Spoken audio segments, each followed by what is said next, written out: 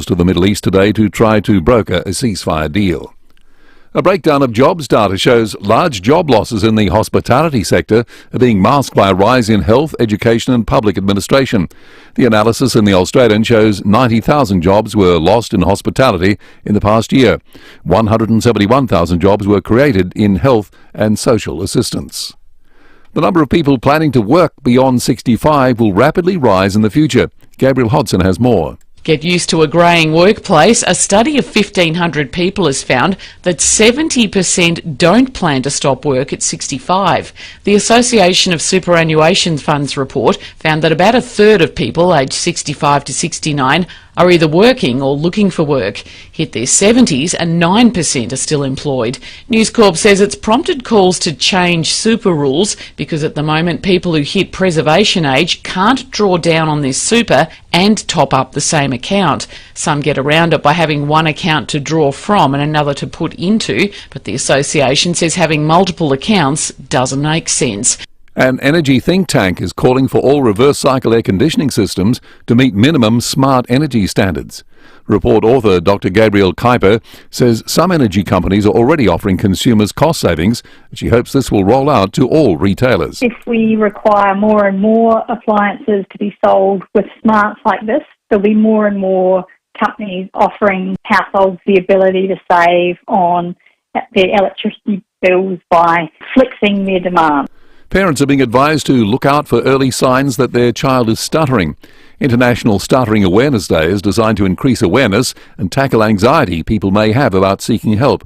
The University of Technology, Sydney, Dr. Robin Lowe, says early intervention is critical.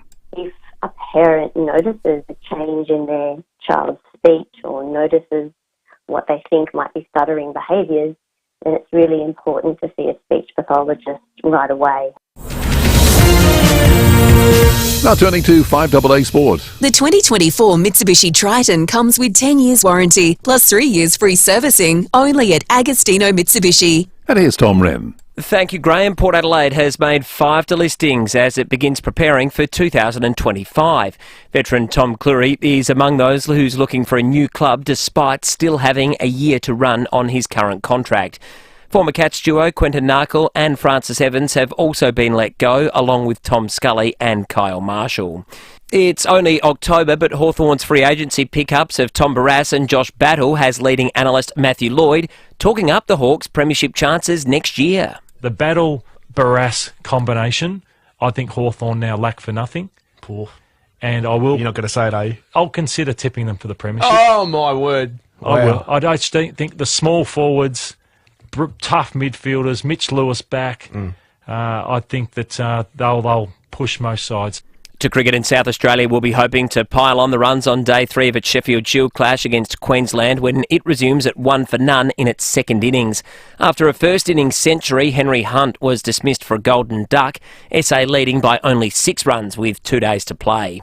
Meantime, Sam Constas was out for only 2 in New South Wales Shield clash against Victoria as the Aussies look to find a Test opening position. And one game in the English Premier League this morning, Nottingham Forest up against Crystal Palace. There's about 15 minutes to play in the opening half and it's currently 0-0. And that's the 5AA Sport. Thanks, Tom. Now the 5AA forecast. If you can't remember the last time you had your brakes checked, let Automasters test your brakes before you have to.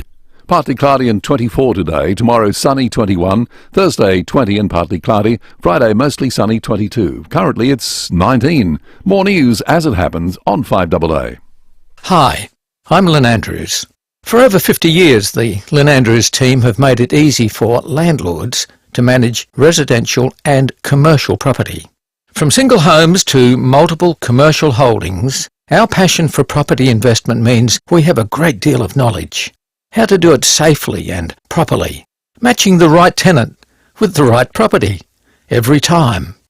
We're here to help you. Visit lynnandrews.com.au. When it comes to reducing pain and rebuilding strength, Kiza leaves nothing to chance. Our university-qualified health professionals don't just treat problem areas. They design personalised training programs using Swiss-engineered machines unique to Kiza. These machines safely isolate the affected area, test your strength, and help rebuild your muscles for a stronger, more active and healthier life. Kiza, building strength with precision in Norwood. There's some big players in the solar energy market, but it's important to remember that bigger isn't always better. At BJ Energy, we're big enough to supply trusted brands like SolarEdge and small enough to take the time to listen. We don't bulk sell solar packages. We'll work with you to find out what you need and what you can expect to save. We can even move you away from gas and electrify your entire home. Visit bjenergy.com.au for a free, no pressure, no obligation quote.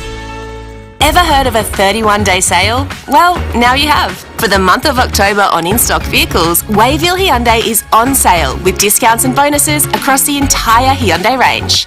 Change the way you Hyundai at Wayville Hyundai, opposite the showground. Treat your family and friends to something a little fancy from FIVEAA, your family liquor stores. Spring Adelaide wakes up with FIVEAA, David Penberthy and Will Goodings, Tom Wren for sport, Jade Robran on the scene as it happens, Graham Goodings and Jess Adamson with the news that matters to Adelaide. Breakfast with David and Will, bringing together the names you trust with everything you need to know to start your day. Always live, always local and only on FIVEAA. Always Adelaide. Head to your Hyundai dealer for run-out offers across MY24 range, petrol and diesel vehicles. T's and C's apply. David Penberthy and Will Goodings, FIVEAA Breakfast. 6:08, good morning to you. Welcome to Tuesday on FIVEAA Breakfast, the 22nd of October. Adelaide's a picture this morning, if you're looking on the Foodland Supermarkets Facebook and YouTube live stream. The iPhone on a stick, the foreground, the city clouded, is a silhouette, some lights still on, and over the hills, a beautiful sunrise. Nice little bit, framed by a nice bit of cloud as well today. Ahead of what is going to be a much more mild day than what we've had over the last couple of days. We'll talk a bit about the weather this first hour with the Bureau. Then later in the program, Phil Curry's going to join us. Another Fin Review freshwater poll out yesterday with more good news for Peter Dutton. We'll get into that with Phil then. We've got a jury trial to conduct over the course of the morning. Gee, the royal visit got a little bit controversial yesterday. Cameron Walker from GB News has been our royal correspondent that we've spoken to in the UK. He's here in Australia following it at the moment, so we'll get his take on all that transpired. And, of course, we have Christmas pageant tickets to give away today. VIP grandstand tickets. All you need to do is complete a carol. David Penberthy, good morning to you. Good morning, listeners. Good morning, Will. I hope it was easier today than yesterday. I still refuse to believe that that's even a Christmas carol. I can't believe you've never heard of Rocking Around the Christmas Tree. No, I'd never heard it. I must have heard it. You must have heard it. But it never entered my brain until yesterday. You're not a big Christmas carols guy, though, are you? Oh, no, I don't. I like him in the background. Do you? But yeah. But Kate's got this record called the Peppermint Candy Kids that she had as a little girl, and the rule is on Christmas Eve the Peppermint Candy Kids has to come out, and I like it because I associate it with the family fun of Christmas, but you've never heard a more shrill and irritating bunch of youngsters. It's almost like listening to the Chipmunks. And it's got this really schmaltzy American sort of... Yeah, right. It sounds like the Brady Bunch song a bit. It's got that sort of, D-Vol sort of... Da-da-da-da, like real 60s sort of thing. Well, the tradition of listening to it's more important than the quality of the music. Right. Exactly. Like your baubles. It's one of those things where it's that's like... right, you just do it. Families have their own unique Christmas traditions. The tree can take no more baubles, but the tradition must continue. I'll tell you what, the Pom's having, understandably, quite a hard time working out what to make of what happened in Canberra yesterday. It really was something else, wasn't it? The Lydia Thorpe outburst, well, let's have a... It's hard to really make out, but you get the sense of it from this. Give us our land back! Give us what you stole from us! Our bones, our skulls, our babies, our people! You destroyed our land! We want a treaty in this country! This is not your land! You are not my kids! Yeah, she's really done the Aboriginal people a favour with that one, hasn't she? Like, can you just think of anything more designed to rub Australia up the wrong way? No, I can't think of anything more designed. This is one of those classic news stories. We'll do it at 7:05 as well, because there's been a bit of fallout in terms of what the Prime Minister's had to say about it, what potential censure there might be. Is it conduct unbecoming of a senator, and are there punishments that come with that? There's a bit to talk about in a news sense, but it's one of those news stories where I kind of feel reluctant to talk about it, because in doing so, you're giving someone desperate for attention the attention they craved, and it was a pretty base stunt that it was never going to achieve anything. It's not the first time it's happened. There was a moment when Bob Brown shouted out George Bush. Yeah, it was George W. Bush. It was Junior. Yeah, that's right. Was it about something about Tibet? Was it Tibet? No, it was weapons of mass destruction. Oh, that's right. Wasn't Well, it? hang on. There's been a couple. There was that one. There was someone who got shouted at about Tibet. Was it the Chinese? Was it Li Peng or someone? I'm not sure. But there's been a few actually in the chamber that have happened. But one of the things I found funny reading some of the English papers, because they're so sort of pro animal rights in Britain, and they have all the people protesting about hunting and cruelty to foxes and everything else. One of the big talking points was the fact that she's wearing a possum skin. Oh, rug. was it? Yeah, and people were saying, "Yeah, I would have thought, like, as a sort of as an activist type person, she wouldn't be draped in a dead animal." And how cruel it is. Which is a pretty funny take on it. I hadn't seen that angle written anywhere. Already Dutton's text coming through on this morning. Dutton's a third-generation family-owned dealership with over 7 years' experience. Dutton's easy to do business with. Mark says, I'm not a monarchist, but Lydia Thorpe is a disgrace and an embarrassment to people and country. Leave politics now. Graham says, where's Lydia Thorpe's manners? There's a time and a place for everything. What a loser. Go help the federal parliament. I suspect there's going to be more of that coming through, and we welcome your feedback. Maybe you'll agree entirely with what she had to say. 02480 or give us a buzz. Don't you think it's one of those stories that actually, when you're working in radio, it almost feels like it's too easy to even talk about it? Yeah, it's the fruit is hanging too low. It is. Yeah, like when I was coming in, I thought, well, obviously, our listeners are going to want to talk about it. And, you know, I thought last night, my mum is a one-woman focus group. Whatever my mum says is what Australia is thinking. And, you know, because mum's not doctrinaire, she's not ideological, she just sees issues in a completely sort of non sort of fixed position way. And, you know, when she says things about, you know, sentences that judges are brought down or things like that, I think, yeah, that's exactly what everyone thinks. But she walked in last night and she goes, what about Lydia Thorpe? Yeah. Oh, okay. Tick. Well, it is on the agenda, and we will be talking more about it after 7 o'clock this morning.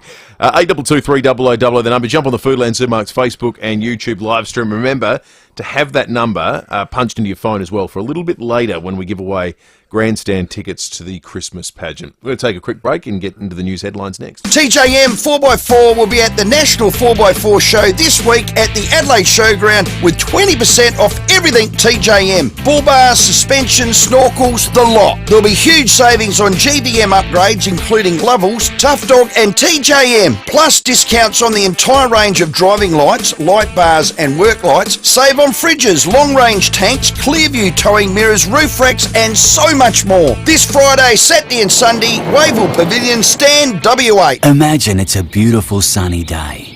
You're standing on a garden of lush green turf. You've got your shoes off so you can feel that grass between your toes. Give them a good scrunch. Really feel your feet sink into the cool, soft grass.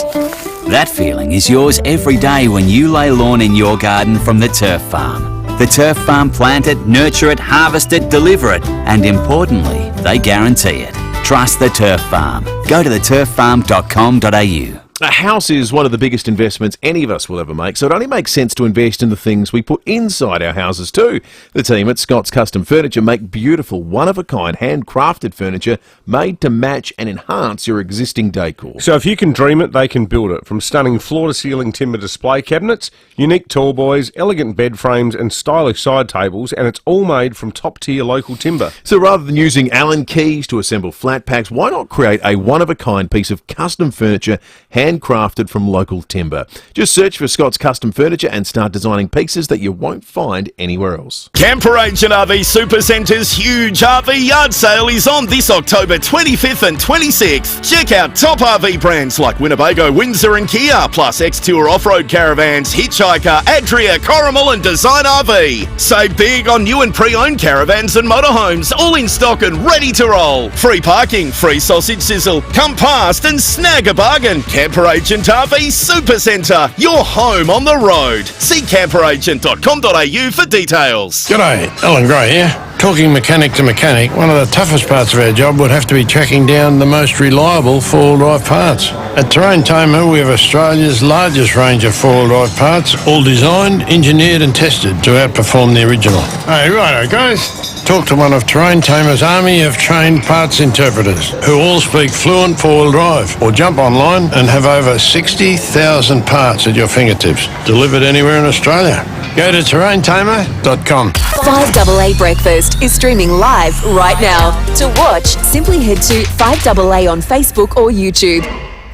Head to your Hyundai dealer for run-out offers across MY24 range, petrol and diesel vehicles. T's and C's apply. David Penberthy and Will Goodings, 5AA Breakfast. 7 minutes after 6, news headlines on this Tuesday, the 22nd of October. US officials are en route to the Middle East after banks used by Hezbollah were targeted by Israel. More than a dozen targets were hit in Beirut by Israeli forces overnight, many of which were bank branches. There are also reports of a sensitive leak with a high-level meeting taking place in the coming hours. White House Press Secretary Karine Jean-Pierre says it's a highly volatile situation.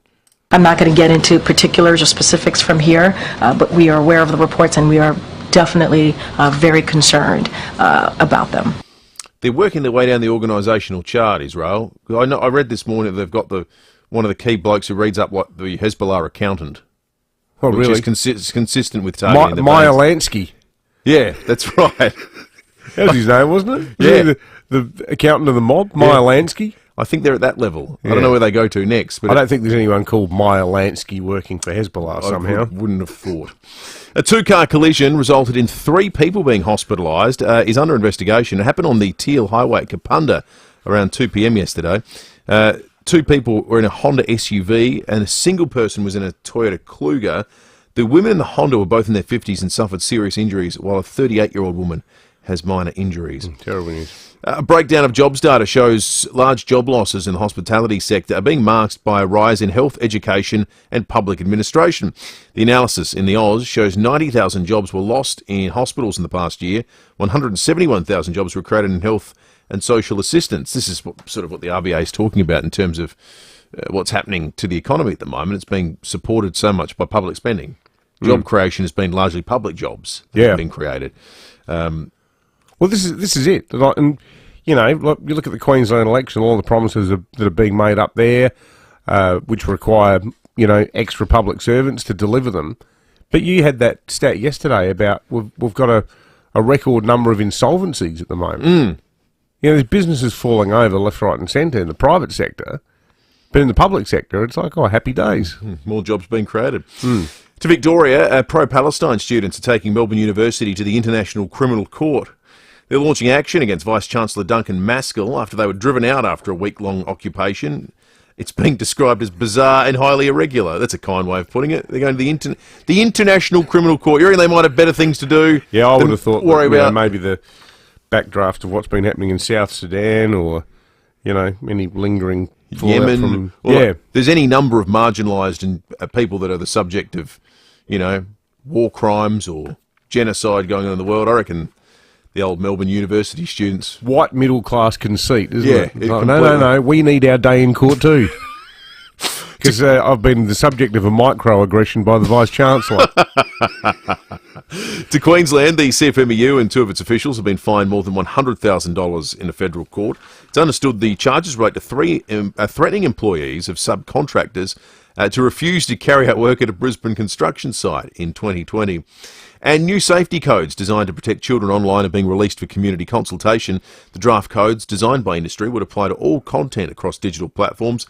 People can have their say until the end of next month. So these draft codes, is this the social media companies trying to get ahead of the Malinowska/Mins crackdown? Is that an industry designed by thing? industry? Yeah. Yeah. I wonder how onerous they're going to be. Not particularly, I would have thought. Like when you go to a cellar door website, are you 18? Yes. Yep, well, we've done our best. Yeah, that's right. Yeah, got to the bottom of that one. Hey, we've got someone sticking up for Lydia Thorpe. I'm going to read this out.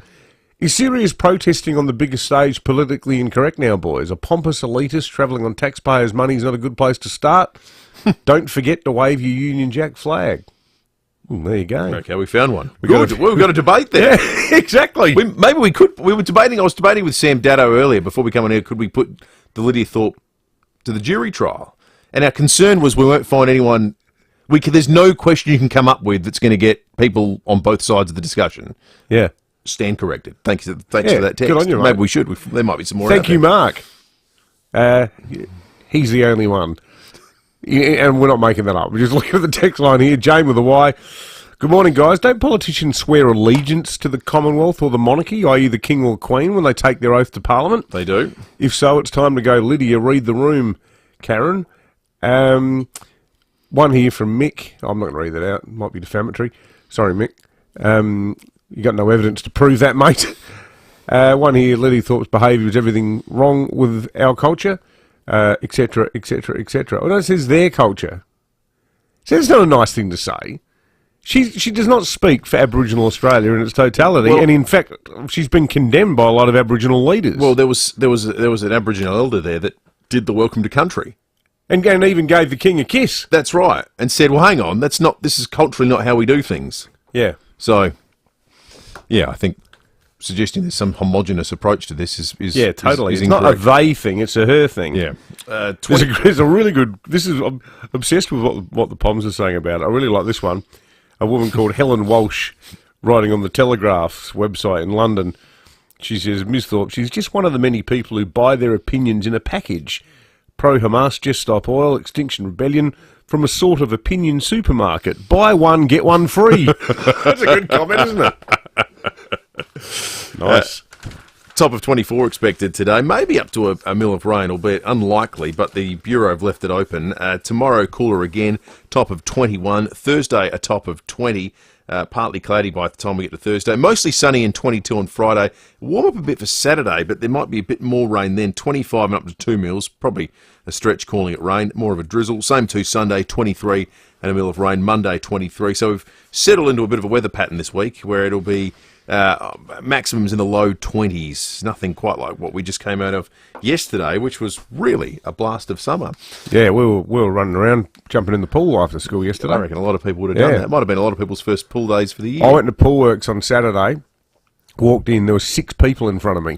Yeah. It was amazing. Everyone had the same idea, didn't they? That's right. Get rid of the green sludge. Tom Wrench just wandered into the 5AA Breakfast studio thanks to Control Air, Australia's commercial refrigeration and air conditioning experts. Visit controlairaustralia.com.au. Morning to you, Rennie. Morning, Will. Morning, David. We'll start with a little bit of football first. Delistings, it's all happening with regards to preparations already for 2025.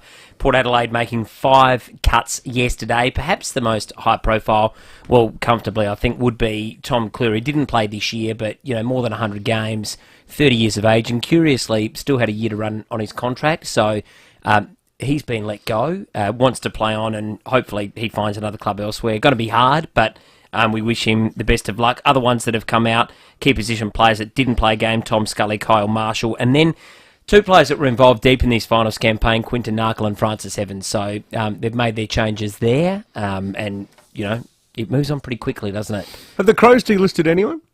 They've delisted a few, haven't McHenry? they? Ned McHenry went. Will Hamill went. Will Hamill. Yep. But none beyond that. Off the top of my head, I've stretched to think of some more, but there was a couple of others. Yeah. That was. I mean, they're sort of higher profile. Yeah, exactly. So that's it in terms of Port. It was mainly them that did it yesterday. Hey, I wanted to point your attention to this, though. This occurred in the baseball yesterday. It's playoff time over in the United States. This was Game 6 between the LA Dodgers and New York Mets. On the verge of making it all happen. There's a bouncing ball to second. Taylor's got it. Los Angeles is alive, and they're headed to the World Series. Dodgers-Yankees in the Fall Classic. So first time that's happened since 1981. You heard the commentator say there on ESPN, Dodgers and Yankees. That is the baseball, Major League Baseball's.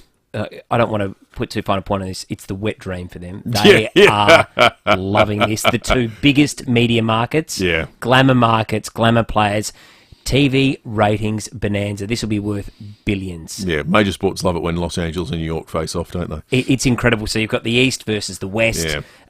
Unbelievable. So, just to put it in perspective, we talk about big money players, big time players over here, and they do get paid well, the AFL players, but you've got Juan Soto, who's about to be a free agent playing for the New York Yankees. He hit a 3-run shot the other day. He's just a freak. He's about to be worth $600 million minimum. You're kidding. That's one contract. That's one contract. What a life too, because baseball, you don't need to do training that much. You see a lot of them, they're quite chubby. Yeah, it's not about fitness. Mind you, it's the sport that's most like a 9-to-5 job. Because you play every day. Mm-hmm. Yeah, well, they play like 200 games a year. 162 games a year, but that's before playoffs. So 162 games a year. I worked out there's more than 3,000 games regular season every season. You literally cannot keep up with all of them. It's impossible. That's why it's always been called America's pastime because it's on in the background all day. Yeah. Like, there's no day you can't have it on. Have you been to a baseball game? I have. I went to New York Yankees opening day in 2016, I reckon it was, and that was great. In New York? Yeah. Really? Did you get into the hot dogs and stuff? Had a beer, had a hot dog. Yeah, it was great fun, like really good. And it's. I think if I lived there, that'd be the sport. It's a bit like our equivalent of cricket. Yeah, totally. Slower pace, but lots of stats. I love all that stuff. It's the sort of game you can see yourself at it with one of your mates and mates who you don't have to talk to constantly, mates who don't do small talk. So you can just sit there just looking out at the game, sort of paying attention. I want another beer. Yeah, I'll get another beer. Yep. And 8 hours later, you just had a terrific day. That's why it's good. It's like yoga for men. Yeah, it is good. And I think there are too many games, but at the playoff time, there's a real magic and electricity about it. Anyway, keep an eye on that. Otani's the player for LA who's worth. He has to have the translator. Doesn't speak English after every game, like yesterday. Afterwards, it's both sides. He's a pitcher as well, but he's injured this season. He's worth similar amounts of money for the Dodgers. I mean, literally. Where's he from? I think he's Japanese. So he can't speak a word of English. Doesn't speak English. He's one of the best sluggers in the league and a top 10 pitcher. Yeah. He's both. It's ridiculous. Seriously. Yeah. It's like having Glenn McGrath and Ricky Ponting in one. Yeah. Well, he's like Ian Botham. I guess. Yeah. Exactly. The beefy of Japan, only playing baseball. Yeah, that's exactly right. Beefy. So we'll keep an eye on that, but there'll be a lot of glamour and a lot of bling over there in the United States for the next couple of weeks. Yeah, you betcha. Good on you, Rennie. That was a great report. Thank you. I like this on the Dutton's text line I just got from Jim in Golden Grove, because this might be a rich vein that people might like to explore. Jim says, lads, I'm going to do a Lydia Thorpe at the Crows Club Champion Night if they don't make finals next year. Doing a Lydia, what would get you doing a Lydia Thorpe? Who do you want to turn up and yell at? 8223000 text us on the Dutton's text line. Jim wants to do a Lydia Thorpe at the Crows Club Champion Night. To whom or where would you like to do a Lydia Thorpe? How good's Australian politics? 6 months ago, we came up with the term doing a Barnaby. That's right. Now it's doing a Lydia. Who wants to do a Lydia? Let us know. You might just be fed up. 8223000. I like it, Jim. I like where your mind's at. Police and weather are coming up very shortly as well, and then a little bit later in the morning. Remember this, we have the best tickets to the Christmas pageant anywhere in town. 4 grandstand tickets to give away. Just know your carols. Don't worry about that. Just know your carols and be the first caller through on 8223000. Plug it into your favourites and you can win a little bit later in the morning.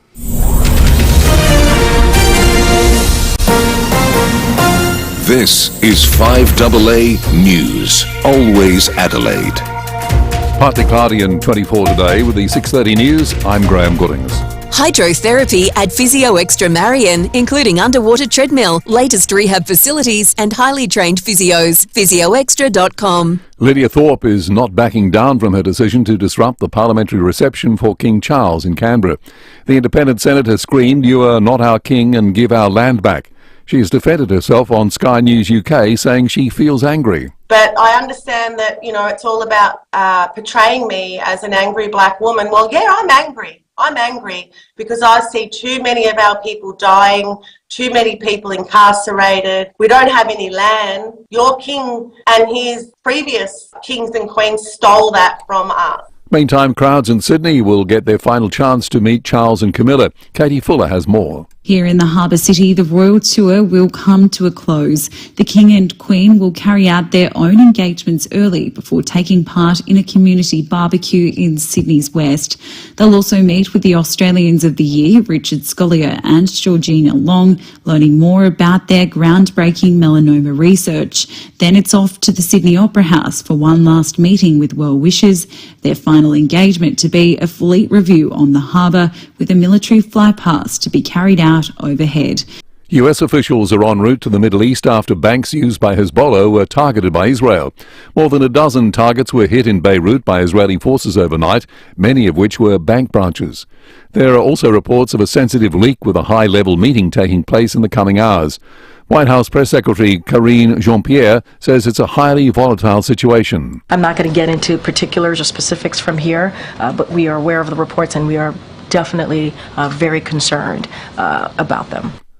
The proportion of Australians working beyond the age of 65 is expected to double in coming years. The Association of Superannuation Funds found more than 70% of people approaching retirement age do not plan to stop work at 65. One of the country's largest furniture retailers, Nick Scali, has warned its profits are taking a hit, in part due to the rising cost of international shipping. The Financial Review reports the retailer has indicated while orders are up slightly in the first 4 months of the financial year, the higher cost of freight has cut into margins.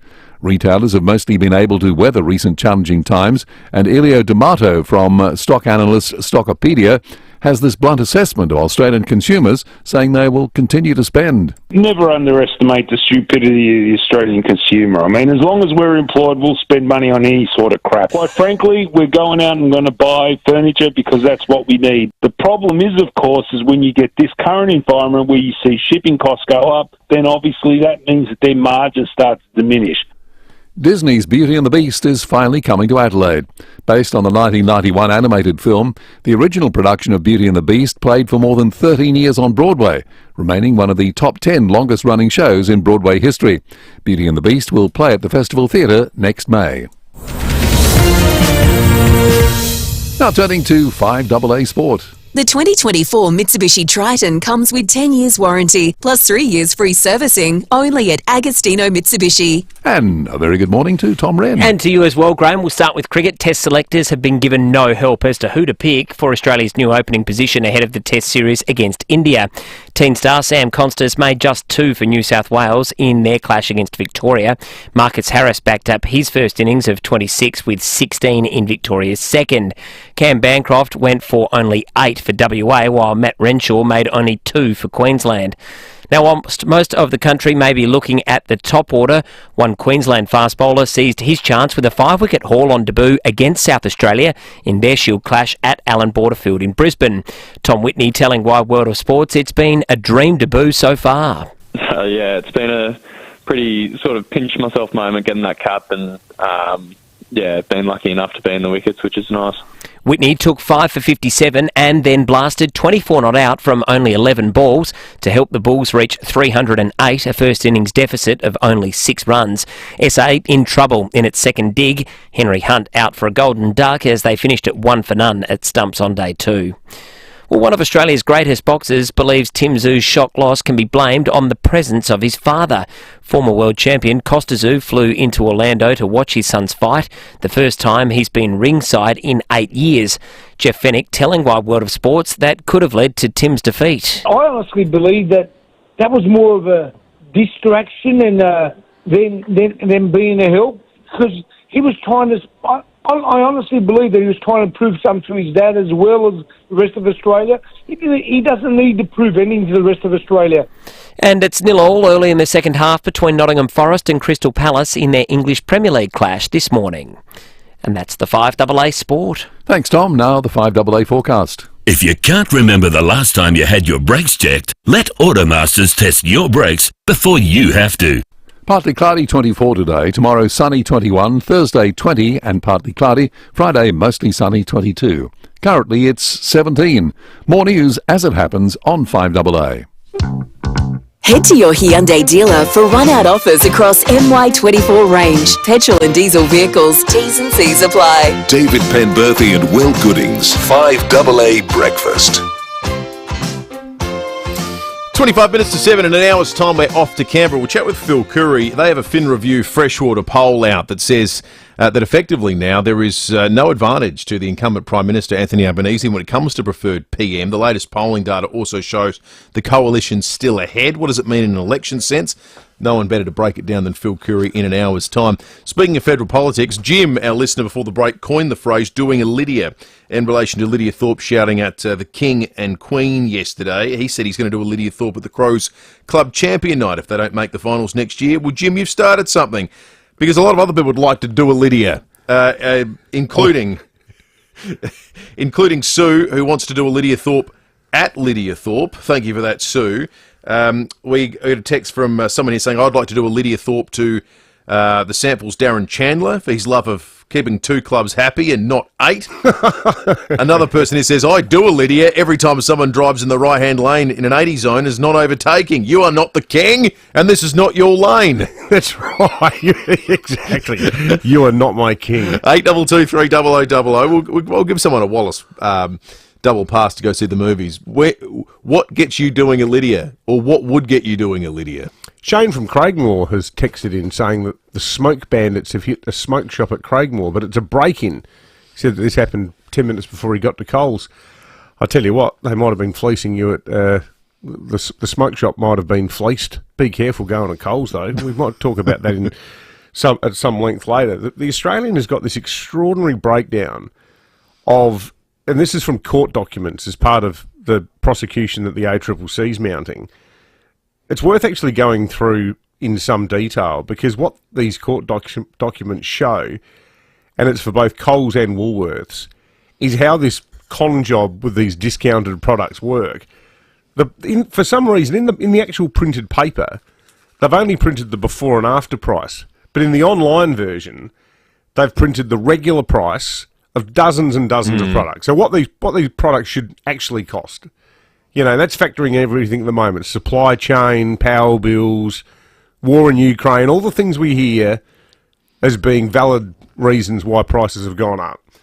So they've listed the regular price, but then the price spike. So the artificially created sudden surge in the price, apropos of nothing. This is just Coles and Woolworths saying, I'll use one example. Let's pretend that Dettol foam hand wash, which cost $7. That's the regular price. The price spike took it to $10.50, and then with the big yellow down hand pointing at it, the discount price for Dettol foam hand wash refill rose and cherry 900ml, discount $9.50. So still $2 more than what they used to sell it for. It's a 36% increase on what the real price is. You know what? Product after product after product. Let's go through a bunch of them after 7 o'clock this morning. Let's go through a bunch of them. So listeners, it's everything you need to keep your household running. It's dog food. It's soap. It's instant coffee. We'll go through them so listeners can get a bit of a sense for what we're talking about. We talk about this sort of dodgy discount cycling. Sharon says, I'd do a Lydia in the back of an ambulance to stop the ramping crisis. Thank you, Sharon. And Cam from Campbelltown says, can we get Lydia to shout up yours Pembo for next year's Undie Drive? She'd love to do that. How good would that be? Yeah, let's do it. Get her on. She'd support it. She it. needs a Care Alert Smart Dialer, doesn't she? She'd win it every week. She would. It'd be like Walter Lindrum. We'd have to change the rules. Just wouldn't be fair. The Pele of sound-offs. It just... What's the deal with Walter Lindrum? The billiards player. The billiards player. I think through I'm going to butcher this. Would he do perfect breaks? So it was about cannoning and the way the scoring used to work. And he so we're talking English billiards. Yeah, he basically... He couldn't be. It was ridiculous. He couldn't be beaten. They literally changed the rules. Somewhat. Well, they do that thing where they get the two balls in the corner and they just sit there all day doing it over and over. That's right. It was something to do with cannoning. I'm not an expert. So we'll have a billiards expert listening that'll explain it. But I just know Walter Lindrum's sort of the test case for being too good at something. Walter Lindrum. 20-7. More of a Hurricane Higgins guy myself. He was excellent. Never forget the time when he missed a shot. With his hand he went on the side of the table, which is the equivalent in billiards of doing full Eric Cantona karate kick into the crowd. Yeah. Outrageous. And as he did it, Whispering Ted Lowe went, temper, temper. That was as ugly as billiards ever got. It's good having some sports just have a real high bar etiquette-wise, don't they? With the white gloves. Yeah, that's right. Good. Keep your Lydias coming in. 0480081395. Dutton's a third-generation family-owned dealership with over 7 years' experience and easy to do business with. Police and weather coming up. Weather's going to be interesting. Will we get any rain in the next couple of days? You'll find out in just a moment. Traffic first, though, thanks to Keys of Physiotherapy, Rehab and Strength Training. Build strength with precision at Keys Nord. Thanks, Will, and morning, David. Accident breakdown free, so a good start to the day, which is always nice. Do have new bitumen that went down last night, South Road at Clovelly Park, just opposite Audi, so she's a bit slow through there. Got speeds at 40 at Mile End, South Road near Sodornabam Drive, and getting busy the Port Expressway at Port Adelaide, but no great surprises there. Early morning cameras, Adams Road, Craigmore, and you'll find another one today, Days Road at Ferryden Park. We win over $680 million in today's USA Power Lotto. Get more zeros in your life with Australia's own lotteryoffice.com.au. Hurry, draw closes in just a few hours. Adelaide's most accurate traffic on 5AA. Is your tech causing chaos? You need Geeks to You. Got a constantly crashing computer, weak Wi-Fi, problematic printer? Our fast and friendly Geeks are available to come to you. No fix, no fee, Geeks guarantee. Geeks to You, part of Officeworks. If you're packing up your family to travel across the land will treat you different in a Dave Benson caravan. Summer is on the way, and at DBC we're bringing the heat with genuine discounts. No Black Friday, no Cyber Monday, not even a free set of steak knives. Just a straight up $500,000 in discounts on Australia's largest range of new and used caravans under one roof. Prices reduced on over 100 vans, in stock, ready to rock. On now until the end of November, only at Dave Benson Caravans.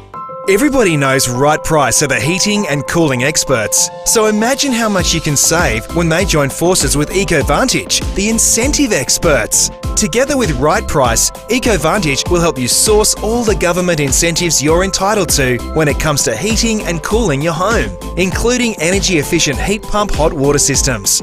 Right Price and EcoVantage, the best of both worlds when it comes to heating, cooling and government incentives. City Discount Tires. Get saving this month at City Discount Tires. When you buy 3 Falcon CT60 tyres, you'll get the 4th tyre free. The perfect tyre for crossovers such as Honda CR-V and Toyota RAV4. City Discount Tires are a proud multi-tyre and wheel brand retailer offering great service at great prices. Visit citydiscounttires.com.au to find your nearest store. City Discount Tires. We're driven by value. City Discount Tires. Phantom Screens are the only manufacturer that make outdoor blinds up to 12 metres long. More than enough for an outdoor entertainment kitchen, a petting zoo, most of a bowling alley, and a historically accurate Viking longboat.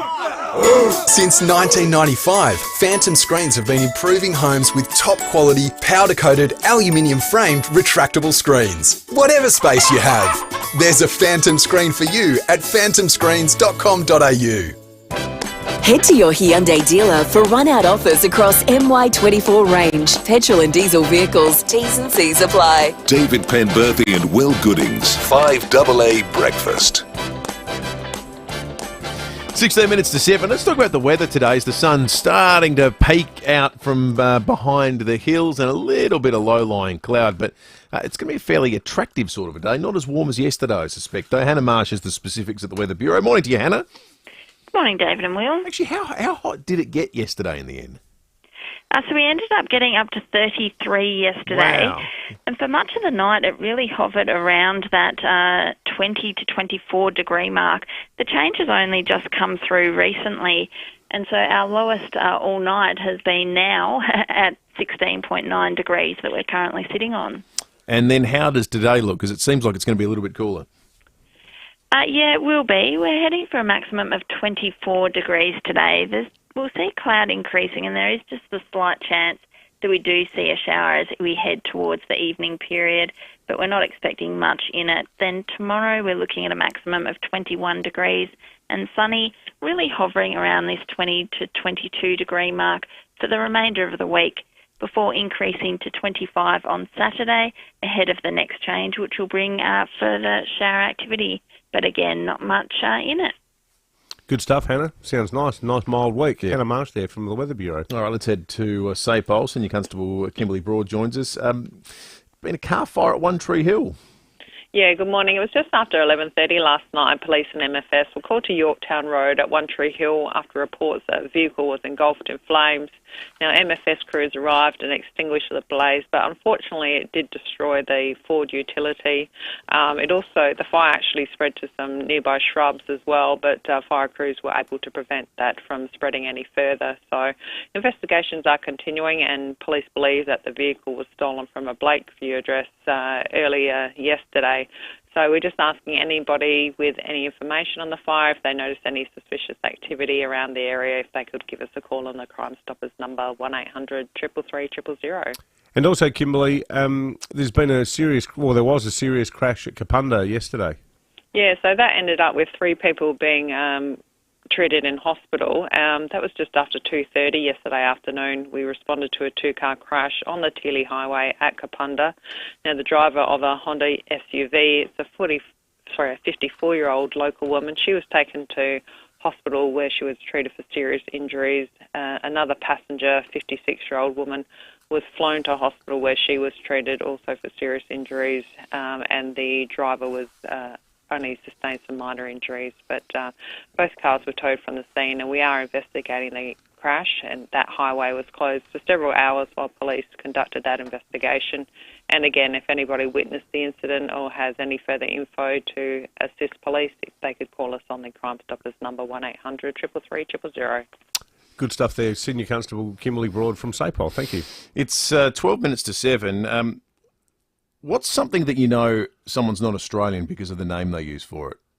The example that comes to mind for mine comes from the menu for the King yesterday, which I suspect wasn't put together by someone who's been in Australia for a long time. It looks like a great menu. The King's reception, the parliamentary reception for His Majesty King Charles III and Her Majesty Queen Camilla, given by the Honourable Anthony Albanese. And you go through the whole menu and it looks terrific. Pumpkin, Victorian Meredith feta, Warrigal frittata as one of the canapes. Armadale shepherd's pie, wattle seed potato is on there, tuna tataki nigiri, rosella sweet and sour. Terrific menu, looks great. Then you get to the sweet platter, and the cat is belled. Straight after the strawberry gum cheesecake, they have the Anzac cookie. Anzac cookie? Anzac cookie. Who's ever called it an Anzac cookie? No one in Australia has ever called it an Anzac cookie. Cookies and milk is what they drink before bedtime in the United States. Anzac cookie. Look, that's a hand your passport in moment, I think. Agree, yeah, that's a go back to Russia moment, that is. I think it's technically illegal too. I think it's protected by legislation what you can sell an Anzac biscuit as. It's an Anzac biscuit. You can't call it... it's protected so that it doesn't get used... as some sort of sales promotion for some company or thereabouts. So, why would anyone call it a cookie? I have no idea. Perhaps some fancy chef, just jazz it up a bit, jazz up the biscuit to reimagine, make it an Anzac cookie. There's a whole suite of things I think that. Well, maybe that was for an international audience to avoid confusion, because in the United States a biscuit is like a scone. That's true. Well, actually, a biscuit is like those soft bread rolls you get at KFC. That's a biscuit. True in the US, because this is a reception gravy. This is a reception for the King. I was going to say he's not from North Carolina. Clearly, how bizarre! Can you believe it? That's on the official menu for the King. Why would they do that? I have no idea. It's un-Australian. I have no idea. But someone tells you Anzac cookie, and you know they're not from around here. What are other examples? 8223 000. You can text us on the Duttons text line as well. 044808 1395. There's certain pronunciations, like when Americans say aluminum. Oh, that drives me mad. Isn't it? Can you even read? Look at the letters in order on your Glad alfoil. Do they say aluminum? No, it's aluminium. They're all the other vowels you're missing out there. There's plenty of letters in there you've neglected. Fanny's the weird one, Americans say, for Mm. bum. They say fanny packs for bum bags. Yep. I once got myself into I got a lot of weird looks going to a store because I wanted to buy. I'd broken my thongs and I needed some new thongs, and they looked at me like, "Oh, thongs, of course, yeah. I've broken my thongs. Not all of them. you weirdo. What have you been getting up to? This young sales girl, I walked into the store and I went, sorry, you're not going to believe this. I've literally just broken my thong. I need a new pair. And she went, bright red. Oh, no, hang on. Whoa, Australian here. What do they call them? Flip-flops? Flip-flops. Flip-flops. Yeah, that's right. Well, the Kiwis call them jandals. Do they? Jandals. Yeah, jandals. Haven't you heard the term jandals? Dave in South Brighton, good morning. Can't find my jandals. I think they're on top of the chili bin. Morning, guys. This is not a food one, and this was not even an overseas one. The bait of Birdwood on the weekend came across on the news as bait of Burwood, B-U-R-W. Bait of Burwood? That's quite a long drive because that's about 10 minutes from Parramatta. Exactly. That was on the Channel 9 news, and they had the video footage from the event. They had the person stood here, but the heading at the bottom of the screen was Bait of Burwood. And I thought, this is what I hate about national shows, because once you're over that great dividing line, Well, Dave, I was going to ask, so do Channel 9 on the weekends have interstate readers? They all do. Like, they all run those national news services on the weekend. I don't know if 9 do. I think Channel 7 do, but it was an interstate reader, and it was one of their late night. The Bait of Burwood. Oh, yeah, that is funny. Well, that would be a big extension of. I'm not sure many cars would make it. The Bait of Burwood. I'm just gonna type that into Google Maps. It'll be about 1,300 kilometres. Chris in Surrey Downs has called into the program on 8223 Morning to you, Chris. Yeah, good morning. You were talking about Woolworths and food. I went down the other day to have a look at some Kiwi food. They had two alongside of each other. They looked identical to me. One of them the price was higher than the other. So I thought, I wonder what's going on here. So I just sort of, just felt them out to see whether they're ripe or not. The bigger ones, or the other ones for the higher price, my fingers went through them. They were nearly rotten. But so I got the other ones. I got about half a dozen. Went down to the cashier, and I mentioned it to her, and I said, "Why are these cheaper than the other ones?" Oh, well, the other. Let me have a look. And so she pumped something up on the computer. She said, "Oh, the other ones are a bit bigger than these." And I said, "Yeah, all right." And so I accepted the lower price, and I walked out. So exciting new variety called almost out of date. Yeah, that's right. Thank you, Chris. That's no good at all. So if you did the Bay to Burwood, the fastest route is via Pinaroo, and then going across the Hay Plain, popping out at Balranald through Hay, the boring way, not going to Griffith to have dinner at La Scala. 14 hours and 27 minutes. It is a nice, short 1,367 kilometre trip, the Bay to Burwood. Darryl on the Duttons text line makes the point that it's not just the old cars that might struggle with the Bay to Burwood, that the Cybertruck, he said, need a bloody log extension cord for the Cybertruck if it was the Bay to Burwood. Jack from CV says, "Oh my God, I get so cross with the word cookie. We're Australian. They're biscuits." I refuse to use the word cookie at all. I've also noticed people now saying candy, diaper. We're Australian. Be proud of our culture. Why copy other countries? Don't get me started, says Jack. I worry that we're going to lose a lot of that. Not just words, but vernacular as well. Like just nice old sayings. Wouldn't shout if a shark bit him. Things like that. They're good evocative Australian sayings. There's sort of the language all slowly becoming one, thanks to the media, that everyone's digesting the same media. Well, that's it. I mean, to Jack's point, like my youngest son Charlie, like because he watches a lot of YouTubers from America and stuff like that. He's not traversing YouTube on his own. He's got YouTube Kids and he watches that. Among other things, playing sport and all that. But he'll frequently say, can we get some candy after school? So, no, we can get some lollies, and we can't get them today because it's a weekday. We can get them on Friday. And I've said to him, mate, that's an American word, candy. And But he says things like, he's worked it out. So he knows that sidewalk, diaper and candy are American words, and he deliberately uses them to get a reaction. Wind you up. Yeah, that's right. You know, it was sort of stirrer. One of the... It's very memorable to me. It was probably an early interview we did, and I sort of in a way found it depressing because I think everyone to some degree feels like the loss of language is a loss of identity, and people feel emotional about it. And I think rightly so, because it goes to the time you've existed and the people you exist around, and it's all about identity language. It's really, it's for all sorts of cultures. We did an interview with an English professor on the program once. I think it was when one of those silly, word of the years had come out, and we were saying, the language has gone to death. And he made the point, well, the unfortunate reality is it's always changing and evolving, and things are disappearing. Yeah. Like, go back and try and read Chaucer or Shakespeare. Speak Middle English. Yeah. And good luck to you. You can read every third word. Like, it's just a natural evolution that and occurs. that's not that long ago. That's right. That's like 5 centuries ago. It's not that long ago.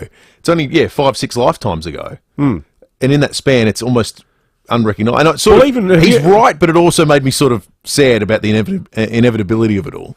I know he was maybe not the best example because he was so poorly educated, but you read Ned Kelly's statements.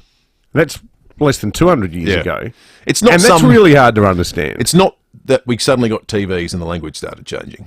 Like it's been always changing. Yeah, that doesn't mean we have to be happy about it, but it's sort of it's the natural flow of things, unfortunately. Correct. 8223 is the number. You can text us too on the Duttons text line. Lots of people have been 024808 1395. Dutton's a third-generation family-owned dealership with over 7 years' experience and easy to do business with. After 7 o'clock, we'll get into our news wrap of the morning, featuring the Qantas payout. David's going to go through and have a closer look at some of the data that's come out with regard to the discount pricing cycle that Coles and Woolworths are guilty of fabricating. So we'll talk about a bit about that. And also, people pushing back retirement. Retirement in Australia has changed markedly. Maybe you fall into this category. Have you put off retirement? Have you sort of cancelled any plans of it? Do you have a number in mind? Because the number today is distinctly different, and some new information's come out about it that we're going to talk about very, very shortly. I think there's a whole new generation of people coming up through the ranks that regards retirement as kind of fanciful too. Yeah, maybe it'll never be an option. Yeah. That's coming up next. Stick around. Hi, Brady Bitt here from Mawson Lakes Mazda. There's a lot to like about Mawson Lakes Mazda, and it seems you like them too. The free rego and stamp duty offer was so huge, it's back. That's 12 months of rego and stamp duty. Plus, they'll also chuck in $500 worth of accessories. They tell me the red ones are going fast. Mawson Lakes Mazda. Free rego and stamp duty and $500 worth of extras on all new Mazdas. Hurry, and soon. Mawson Lakes Mazda. Just a short drive from the city. G'day, Alan Gray here. Talking mechanic to mechanic, one of the toughest parts of our job would have to be tracking down the most reliable four-wheel drive parts. At Terrain Tamer, we have Australia's largest range of four-wheel drive parts, all designed, engineered and tested to outperform the original. Hey, righto guys, talk to one of Terrain Tamer's army of trained parts interpreters who all speak fluent four-wheel drive, or jump online and have over 60,000 parts at your fingertips, delivered anywhere in Australia. Go to terraintamer.com. Camper Agent RV Supercenter's huge RV yard sale is on this October 25th and 26th. Check out top RV brands like Winnebago, Windsor and Kia, plus X-Tour off-road caravans, Hitchhiker, Adria, Corrimal and Design RV. Save big on new and pre-owned caravans and motorhomes, all in stock and ready to roll. Free parking, free sausage sizzle. Come past and snag a bargain. Camper Agent RV Supercentre, your home on the road. See camperagent.com.au for details. Rollerco would never boast about how good they are at fixing sliding doors and windows, so I'll do it for them. For nearly 40 years, Rollerco have been making and fixing all sorts of sliding doors and windows. They seriously know everything there is to know. And if by some outrageous chance they don't have the parts you need, they'll do their very best to find a solution. Rollerco.com.au. They'll get you rolling. Rollerco.com.au. Companies and small business that use one solution for their IT management, cybersecurity and AI implementation are always ahead of the curve and ready for anything. One Solution is local too, a full-service technology company right here in Adelaide, offering a diverse range of solutions across IT, telecommunications, phone and mobile systems, cybersecurity and AI. Today, more than ever, it's important to safeguard your business. Do it with One Solution. onesolution.net.au, a Platinum Telstra partner. 5AA Breakfast is streaming live right now. To watch, simply head to 5AA on Facebook or YouTube. The latest local, national and international news for South Australia. This is 5AA News, always Adelaide. Partly cloudy and 24 today with the 7 o'clock news. Good morning, I'm Graham Goodings. Hands you can trust and state-of-the-art facilities. Physio Extra, tailoring care for you. physioextra.com. Lydia Thorpe is defending her actions in disrupting the parliamentary reception for King Charles, as critics describe her behaviour as embarrassing. The independent senator yelled, "You are not our king," and "Give our land back," after the King's speech at Parliament House. Indigenous leader Warren Mundine has described the incident as a stunt, especially after His Majesty had earlier received a welcome to country. Disgraceful, quite frankly, and an embarrassment because of, the elders of that area, their country, under our culture. They do the welcome, then you must respect that welcome. It's only polite and it's only the right thing to do. Israeli airstrikes have rained down on Beirut overnight, striking more than 15 buildings in a bid to dismantle a Hezbollah-linked financial network. The United States is sending senior officials, including Secretary of State Antony Blinken, to the region today in a high-stakes effort to broker a ceasefire. Former U.S. Ambassador to Yemen, Gerald Firestein, says the conflict is showing no signs of slowing down, with both sides locked in a cycle of retaliation. There's no reason to believe that Tony Blinken's visit will make any difference. The Israelis are pursuing whatever their objective is. Hard to identify exactly what their end game is. They've never really articulated one that's achievable. Safety concerns have been raised after it was revealed 70% of medicinal cannabis sold here comes from Canada.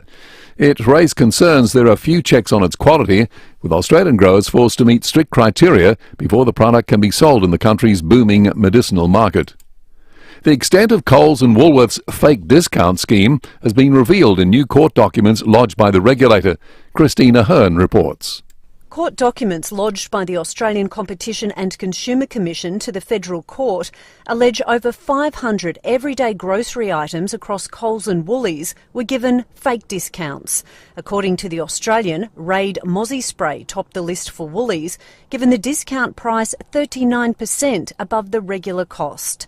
Last month, the ACCC launched their case against the supermarket giants, alleging they inflated prices for a period of time and then discounted them under the prices dropped and down promotions well above the original cost. The proportion of Australians working beyond the age of 65 is expected to double in coming years. The Association of Superannuation Funds found more than 70% of people approaching retirement age do not plan to stop work at 65. The COP16 UN Summit on Biodiversity has opened in Colombia. Colombia's Environment Minister says one of the goals is to see 30% of the continental land of each country protected by 2030. The BBC's Leonardo Rocha reports. The summit is seeking to build on the success of the last gathering in Montreal 2 years ago, which agreed on 23 targets. Susanna Muhammad said we must rethink our relationship with the natural world. There are serious concerns about biodiversity loss across the world caused by the destruction of mature forests and other important habitats, such as coral reefs and mangroves. 1 in 4 plant and animal species are now at risk of extinction. Now turning to 5AA Sport. The 2024 Mitsubishi Triton comes with 10 years warranty, plus 3 years free servicing, only at Agostino Mitsubishi. And Tom Wren, footy always in the news. Isn't it just? And it's regarding list changes, and they've happened specifically at Port Adelaide this time. Graham, they have dumped Tom Cleary. That's despite the 30-year-old still having a year to run on his current contract. Cleary didn't play this season and played only the 1 game in 2023, but the veteran of 124 games is hopeful of extending his AFL career elsewhere. The Power have also axed Quinton Narkle, Francis Evans, Tom Scully and Kyle Marshall. Let's switch across to cricket. South Australia has work to do in its Sheffield Shield clash against Queensland. The Bulls were dismissed for 308 late on day 2. Jimmy Pearson top scoring with 94, while Jordan Buckingham and Nathan McAndrew each took 3 wickets for the visitors. Henry Hunt was then out for a golden duck, SA leading by just the 6 runs with 9 wickets in hand and 2 days to play. Well, there's been some drama at this morning's Cox Plate breakfast at Moonee Valley.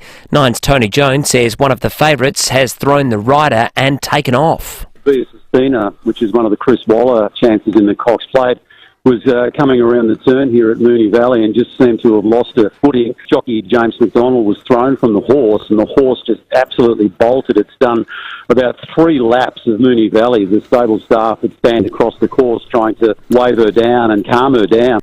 The Cox Plate will be run this weekend. Let's go to soccer. Nottingham Forest has taken a 1-0 lead against Crystal Palace in their English Premier League clash this morning, courtesy of a goal in the 65th minute. Drops for Wood! Yes! Chris Wood scores with a bit of help from Dean Henderson. Audio there thanks to Optus. Forest still leading 1-0 with about 15 minutes to play. And that's the 5AA Sport. Thanks, Tom. Now checking 5AA traffic. Do you need pragmatic and relevant commercial legal advice? Contact JFL and Smith Lawyers, nationally recognised local specialists. Morning there, roads looking okay today. We're accident breakdown free, so a good start to the day. A little bit slow at the moment, South Road at Clovelly Park. New asphalt's gone down there just near Audi, so a bit sluggish. Works at Angle Park, South Road near Grand Junction Road. Speeds at 40 at the moment for works at Glenside, Port Rice Road near Cater Street, and getting busy. So Donald Rabbit Drive just near the airport. Early morning cameras, Adams Road, Craigmore, and Blacktop Road at One Tree Hill. Alinta Energy blends renewables with coal and gas to make your energy more affordable. That's true power. Visit alintaenergy.com.au for more info. Adelaide's most accurate traffic on 5AA. Another 5AA forecast. If you can't remember the last time you had your brakes checked, let Automasters test your brakes before you have to. 24 and partly cloudy today. Tomorrow sunny 21, Thursday partly cloudy 20, then Friday mostly sunny 22. Currently it's 17. More news as it happens on 5AA. Streaming live via the 5AA Player app on DAB Digital Radio and on 1395 AM. This is 5AA, always Adelaide. Head to your Hyundai dealer for run-out offers across MY24 range. Petrol and diesel vehicles, T's and C's apply. David Penberthy and Will Goodings, 5AA Breakfast. 7 after 7, good morning to you and welcome to Tuesday. If you're joining us for the very first time, 22nd of October, a more mild day than yesterday. We got up to 33 degrees. Should be very pleasant though, really nice late October spring day on the way today. Plenty to talk about, and you might well have guessed what item number 1 on the chat list has been. Lydia Thorpe this morning. In fact, so popular has it been as a conversation point in the first hour that Jim from Golden Grove coined the phrase doing a Lydia to describe turning up at an event at which you're very angry and just yelling at people, which we got a whole bunch of suggestions. Jim wanted to do it with the Crows Club Champion. People wanted to do it about right-hand lane drivers in 80 zones. We had all sorts of people nominating scenarios in which they'd like to do a Lydia. The source material, of course, came from the King's visit yesterday. Give us a bit of genocide against our people. Give us our land back. Give us what you stole from us. Our bones, our skulls, our babies, our people. You destroyed our land. Give us a treaty. We want a treaty. A genocide. This is not your land. This is not your land. You are not my kids. You are not our kids. Admonished by most in Australia and certainly plenty in the UK. She went on Sky afterwards to explain her actions. But I understand that, you know, it's all about portraying me as an angry black woman. Well, yeah, I'm angry. I'm angry because I see too many of our people dying, too many people incarcerated. We don't have any land. Your king and his previous kings and queens stole that from us. National Senator Bridget McKenzie's just appeared on the Today Show with her take. You know, we're embarrassed across the globe as a result of this. If you're not a fan of King Charles and Queen Camilla, don't accept the Prime Minister's invitation. I think it's a real test for the Prime Minister here. Test for the Prime Minister. How is it a test for the Prime Minister? He's come out. What's he meant to do about it? He's in a different chamber, by the way, too. There's literally nothing he can do about it. He has been critical. He says her actions were disrespectful. We've been bagging Elbow a lot lately, but I don't see how. What's he meant to do to control this mad woman? Well, it's not even clear what the Parliament or the Senate can do. Do we want to live in a country, Bridget McKenzie, where the Prime Minister of the day can unilaterally decide that someone should not be in Parliament anymore? I think they try that stuff in South America, and that's the kind of nations. reflex action when you're on live television and any scandal takes place. It's a test for the Prime Minister. Yeah, that's right. If you wasn't so busy buying houses in Copacabana, none of this would have happened. That kind of stuff. That's right. Well, that was all going on yesterday. A big story also broke with regard to Qantas's payouts. What is the biggest? Well, the union's calling it the biggest illegal sacking of workers in Australian history. 1,700 workers during COVID illegally fired. As then in 2021 they were sacked and their sources, their roles outsourced to contractors at a cheaper rate. 1,700 workers are being covered by this court action. There were 3 that were used as a bit of a test case to progress it. The sum of the money paid to those 3 people was $170,000. They're going to receive $30,000, $40,000 and $100,000 in recognition of the significant non-economic loss they've suffered as a result of being illegally let go. The union is saying that Qantas should pay a fine of somewhere in the order of $100 million. Have a listen to Damien Pollard, though, because this is one of the guys that was sacked. We lost his job during the pandemic in amongst all this. Today's judgment by Justice Lee goes some way to facilitating a little bit of recovery from all that and hopefully allowing for us to move on. And here's Josh Bornstein from Morris Blackburn Lawyers. Penalty hearing coming up, and we will be asking the federal court to order a very big penalty against Qantas to deter not only it, but any other companies thinking about union busting on a grand scale like this company has engaged in. Justice Lee, is that the same Justice Lee who did the Bruce Lerman trial? I think it is. Michael Lee. Michael Lee. He's incredibly smart and articulate bloke. His judgment would have been amazing. They're releasing that judgment as a book, and the title of the book is he went back for his hat. The line, but apparently, the Melbourne University Publishing are releasing it, and it's just the entire judgment. And it looked like some sort of self-promotional exercise by the judge, and he and the federal court came out and said, no, we've got nothing to do with this. Someone's just picked it up and decided to publish it. It's available online. So is it public domain, I guess, that once a judgment's out well, there? Apparently. How intriguing. Crazy. A study of 1,500 people has found 70% don't plan to stop work at 65. This has all been conducted by the Association of Superannuation Funds. They've released a new report. A third of people aged 65 to 69 are either working or looking for work at the moment. 65 to 69. 65 to 69. So when you should have retired. Historically.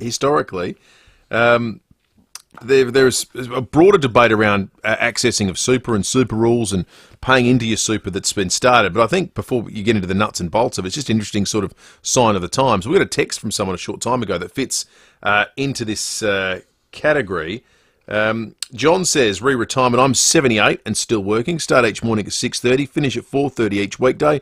I love my job, so why stop? 78. It's good on you, I John. can't see myself doing that.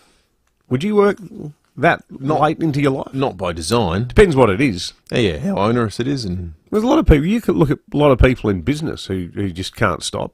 You know, like they're at an age and they've got the money where like people have started their own businesses. You know, there's plenty of people running major companies who are still out there being really hands-on because it keeps them mentally active and socially connected. Depends on what you do too. Like, if you're digging holes for a living, it's different from doing a more soft-handed white-collar profession.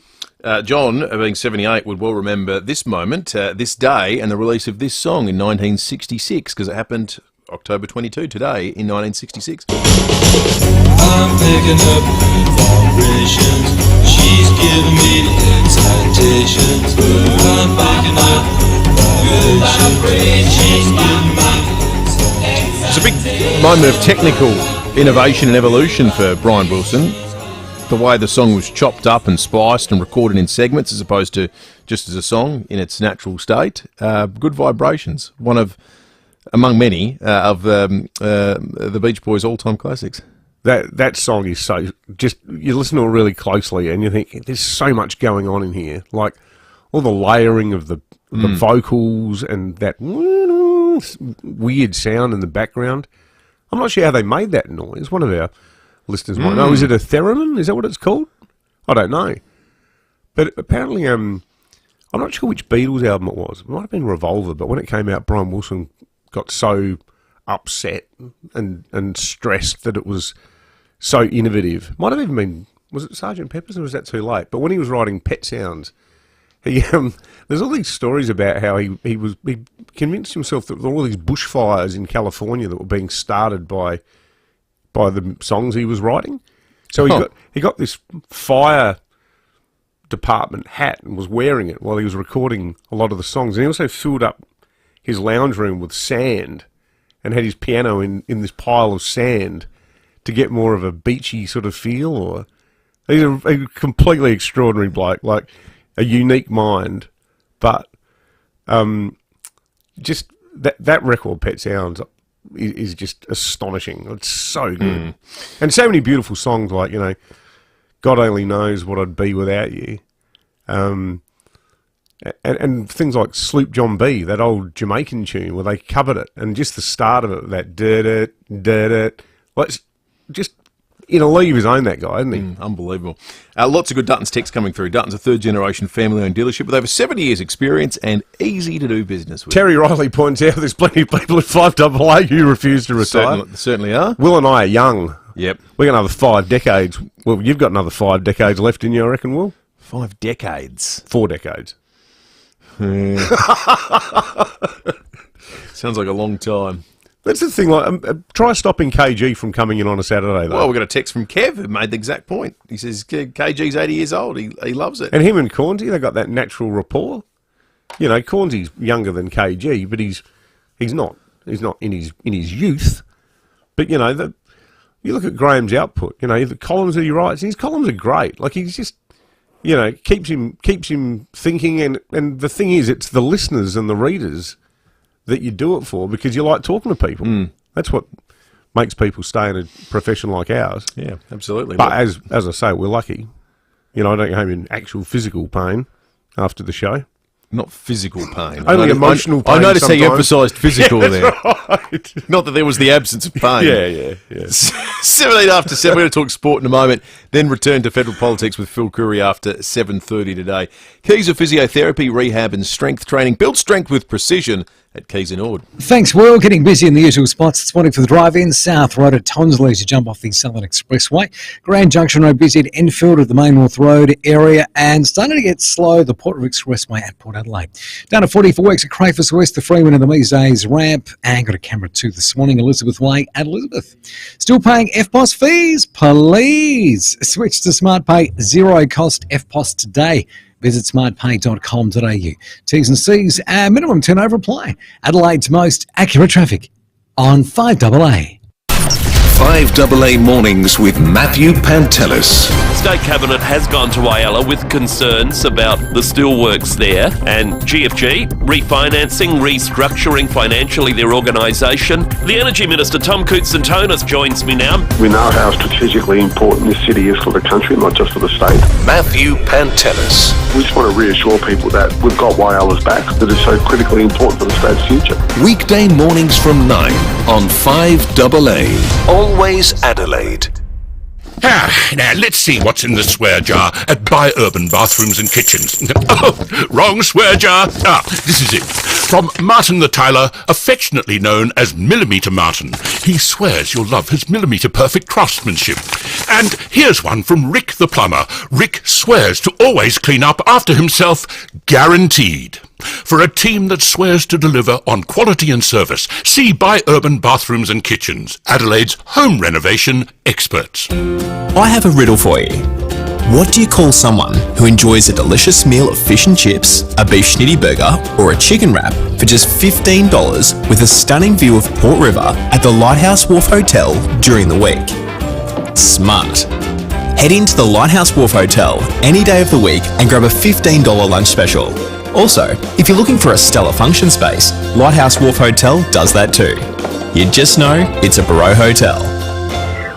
The BJ in BJ Energy stands for Benjamin Jack. He's the director, and the energy, well, that stands for savings. BJ Energy are far more than solar and battery specialists. They optimise everything to do with solar, squeezing every bit of energy out of the sun to help you take control over your energy bills. And because BJ Energy are fully qualified electricians, they can help you with all things home energy, including solar repairs and maintenance, EV chargers, lighting, switchboard upgrades, heat pump systems, and more. And something they don't do is sell solar solutions with cheap parts. Everything the team do at BJ Energy is quality driven, which is why they choose to use trusted brands like Solar Edge. For a free, no obligation quote, visit bjenergy.com.au. Package deals and payment plans are also available. Jump online when you can take a look. That's bjenergy.com.au. Ever heard of a 31-day sale? Well, now you have. For the month of October on in-stock vehicles, Wayville Hyundai is on sale with discounts and bonuses across the entire Hyundai range. Change the way you Hyundai at Wayville Hyundai, opposite the showground. Rosanna Mangiarelli here from 7 News. Join me and Will Goodings for Adelaide's leading news hour, 7 News, tonight at 6 o'clock.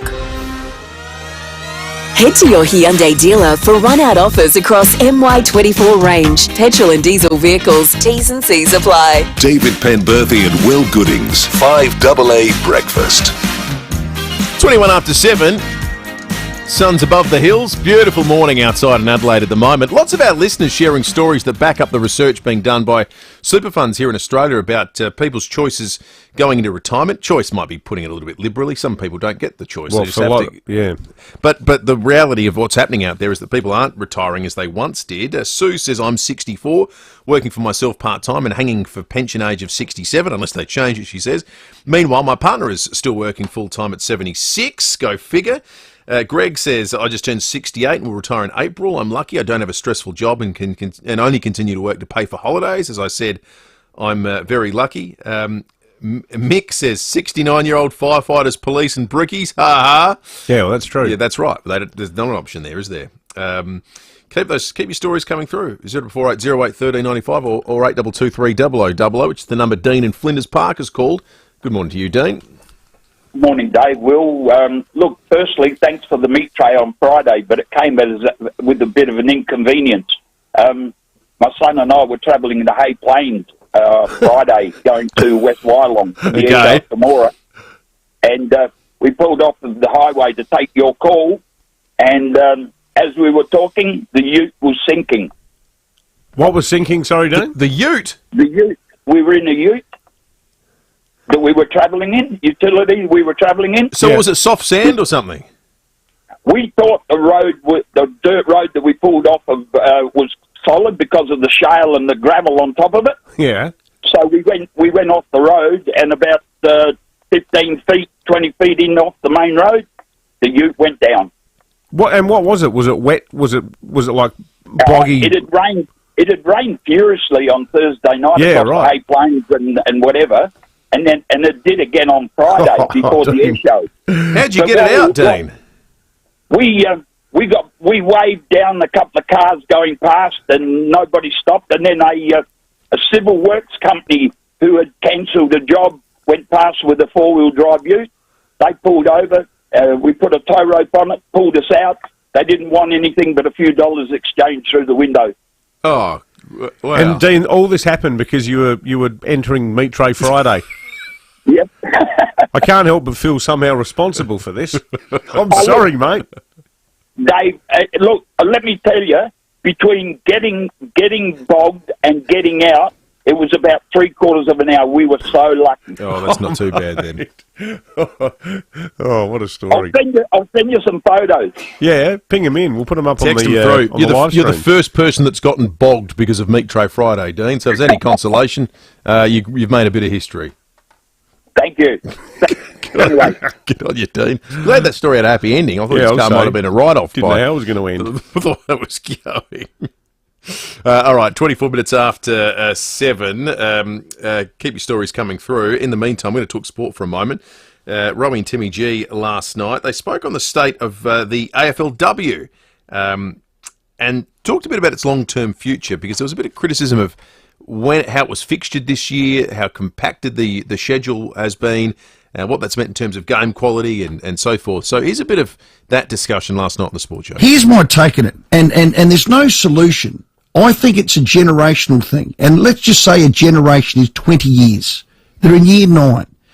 When it's 20 years old, you've got girls that have grown up playing it, learning it, training it with a career path. And I think in 20 years' time is when I'm going to judge it. Now, we can afford it. There's no question the AFL can afford it. So if you can afford it, and it's been great for the community, and we've got something to watch. It's not everyone's cup of tea now, but I reckon it will. I wouldn't tweak the rules. I reckon we just all, dinosaurs like me, have to be patient. I'm very proud of your assessment. Well played. Because you just took almost the words out of my mouth. I think once upon a time, and this is what I got from a lot of the just women's players in general, whether it be CFL, AFL or local, it was, if you can't see it, you can't be it. That was the big statement. And so you say that a lot. Yeah, so the fact that they can actually see a pathway now is excellent. Yeah, you want to speak to its success, go ask people who run sporting programs in other junior women's sports how it's going. Yeah. With the number of people they're losing to it. I think the only thing I don't get about the AFLW is why it's so emotive. Well, why do people get so upset one way or the other? Like, it's almost like it becomes almost a political statement for some people. Well, I think it does. I don't get it. It's part of a sporting league. You either like it or you don't. Yeah, exactly. Why bore everyone with your opinion on it? And it's not compulsory. Like, people don't run around going, "You know what I can't handle? The NRL." Yeah, that's right. Well, good. Just don't follow it. There's plenty of things I just don't know why you. It's the one. It's the one code people feel like it's their duty to tell everyone their impassioned opinion about it. Either you like it or you don't. It's not. I think neither position's a crime. There's a certain type of bloke who thinks that their life's been ruined by feminism. That's hardwired to dislike it and to regard it as a bit of an affront. It's very existent. Oh, what they need football now too, do they? And we're all meant to pretend it's good.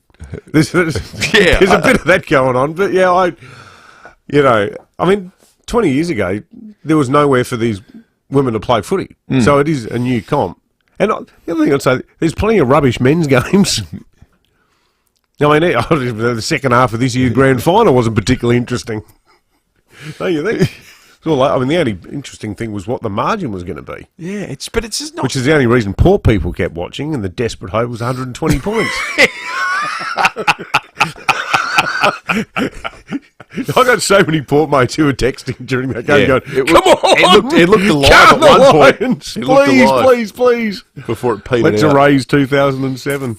More on the sports show tonight as we transition from footy to cricket season, and of course basketball's going on at the moment, and all sorts of things. So it's a transition point year-wise. We're going to take a break. After it, Phil Curry's going to join us. New poll out from Freshwater and the Fin Review. That I think Peter Dutton will be fairly pleased to read. We'll get Phil's analysis. He's pretty level-headed about these sorts of things. Then a jury trial, and after 8 o'clock, Cameron Walker, who we've spoken to in the past, he's effectively our GB News Royal correspondent, but he's here in Australia following the Royals in Sydney and Canberra. What he made of Lydia Thorpe yesterday? We'll get all his thoughts on the trip after 8 today. Summer's on the way. Beat the rush and organise your Walco pool blanket now. Keep your pool clean, warm and reduce evaporation. Uncover the savings with a Walco pool blanket. Visit walco.com.au. I'll grab a few people I know. We'll mark out some places to go. There's no invitation, just a destination, and that's the best freedom I know. Jump in the Jayco. Jump in the Jayco. Yeah, that's the best freedom I know.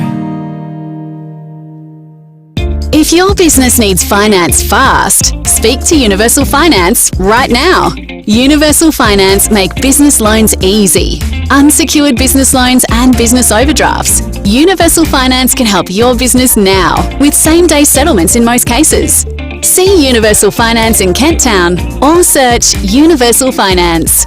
This is general advice only, and you should consider the terms and conditions before determining whether this advice is suitable for your situation. If you need to fix your pipes, call Precise. Call Precise. If your toilet's blocking up, call Precise. Call Precise. If your lights aren't turning on, or your hot water is gone, or a plumber or an electrician, call Precise. Precise. Precise Plumbing and Electrical. Call 1300 700 200. That's 1300 700 200. Precise Plumbing and Electrical. On time, on budget, on the job. Or a plumber or an electrician, call Precise. Call Precise.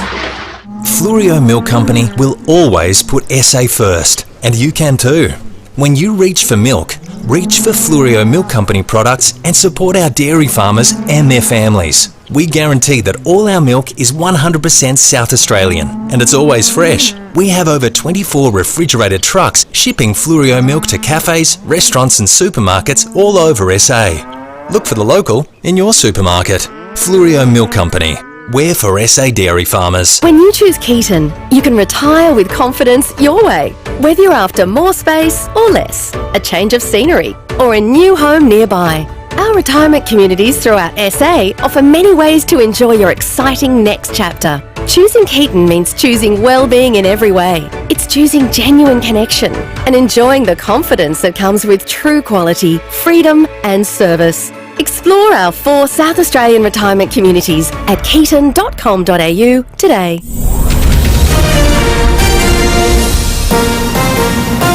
This is 5AA News, always Adelaide. Partly cloudy and 24 today with the 7:30 news. I'm Graham Goodings. Hydrotherapy at Physio Extra Marion, including underwater treadmill, latest rehab facilities and highly trained physios. PhysioExtra.com. Some government officials suggest Lydia Thorpe's royal stunt at Parliament House will pose a significant challenge for the Prime Minister. The Victorian Senator heckled King Charles after his speech, declaring "You are not our king" and demanding "Give our land back." Senior Liberal Party members are reportedly considering a censure motion against Ms Thorpe. National Senator Bridget McKenzie is told today it's appalling behaviour. You know, we're embarrassed across the globe as a result of this. If you're not a fan of King Charles and Queen Camilla, don't accept the Prime Minister's invitation. I think it's a real test for the Prime Minister here. Meantime, the King and Queen are preparing for the final day of their tour, including the public's last chance to have a brush with royalty. Their Majesties will attend a community barbecue in Parramatta and meet with the Australians of the Year, before heading to the Opera House to meet well-wishers. New South Wales Premier Chris Minns says they've got a special surprise planned. The overwhelming majority are thrilled to have King Charles in Sydney during this brief trip, and as a result of that, this afternoon at the Opera House we'll have 100 public school, high school kids performing a performance for His Majesty before he departs Australia. The number of people planning to work beyond 65 will rapidly rise in the future. Gabriel Hodson has more. Get used to a greying workplace. A study of 1,500 people has found that 70% don't plan to stop work at 65. The Association of Superannuation Funds report found that about a third of people aged 65 to 69 are either working or looking for work. Hit their 70s and 9% are still employed. News Corp says it's prompted calls to change super rules because at the moment people who hit preservation age can't draw down on this super and top up the same account. Some get around it by having one account to draw from and another to put into, but the association says having multiple accounts doesn't make sense. Residents in Beirut are reeling after being hit by an enormous airstrike overnight. Israeli forces claim they've hit more than a dozen targets, going after financial institutions Hezbollah used to fund their activities. Former US Ambassador to Yemen, Gerald Firestein, says the strikes won't have much of an effect on the militant group's capabilities. Their primary source of funding really comes from Lebanese outside of the country as well as from Iran. So not entirely clear that Israel can completely cripple their finances, but they can probably make them draw down a bit. The US is sending senior officials to the Middle East today to try to broker a ceasefire deal. Disney's Beauty and the Beast is finally coming to Adelaide. Based on the 1991 animated film, the original production of Beauty and the Beast played for more than 13 years on Broadway, remaining one of the top 10 longest-running shows in Broadway history. Beauty and the Beast will play at the Festival Theatre next May. Now turning to 5AA Sport. The 2024 Mitsubishi Triton comes with 10 years warranty, plus 3 years free servicing, only at Agostino Mitsubishi. And very good morning, Tom Wren. And to you as well, Graham. We'll start with cricket. Aussie great Justin Langer believes selectors need to pick an opener with experience for the upcoming summer series against India. Steve Smith is being moved back to number 4 after failing to adjust to life at the top of the order.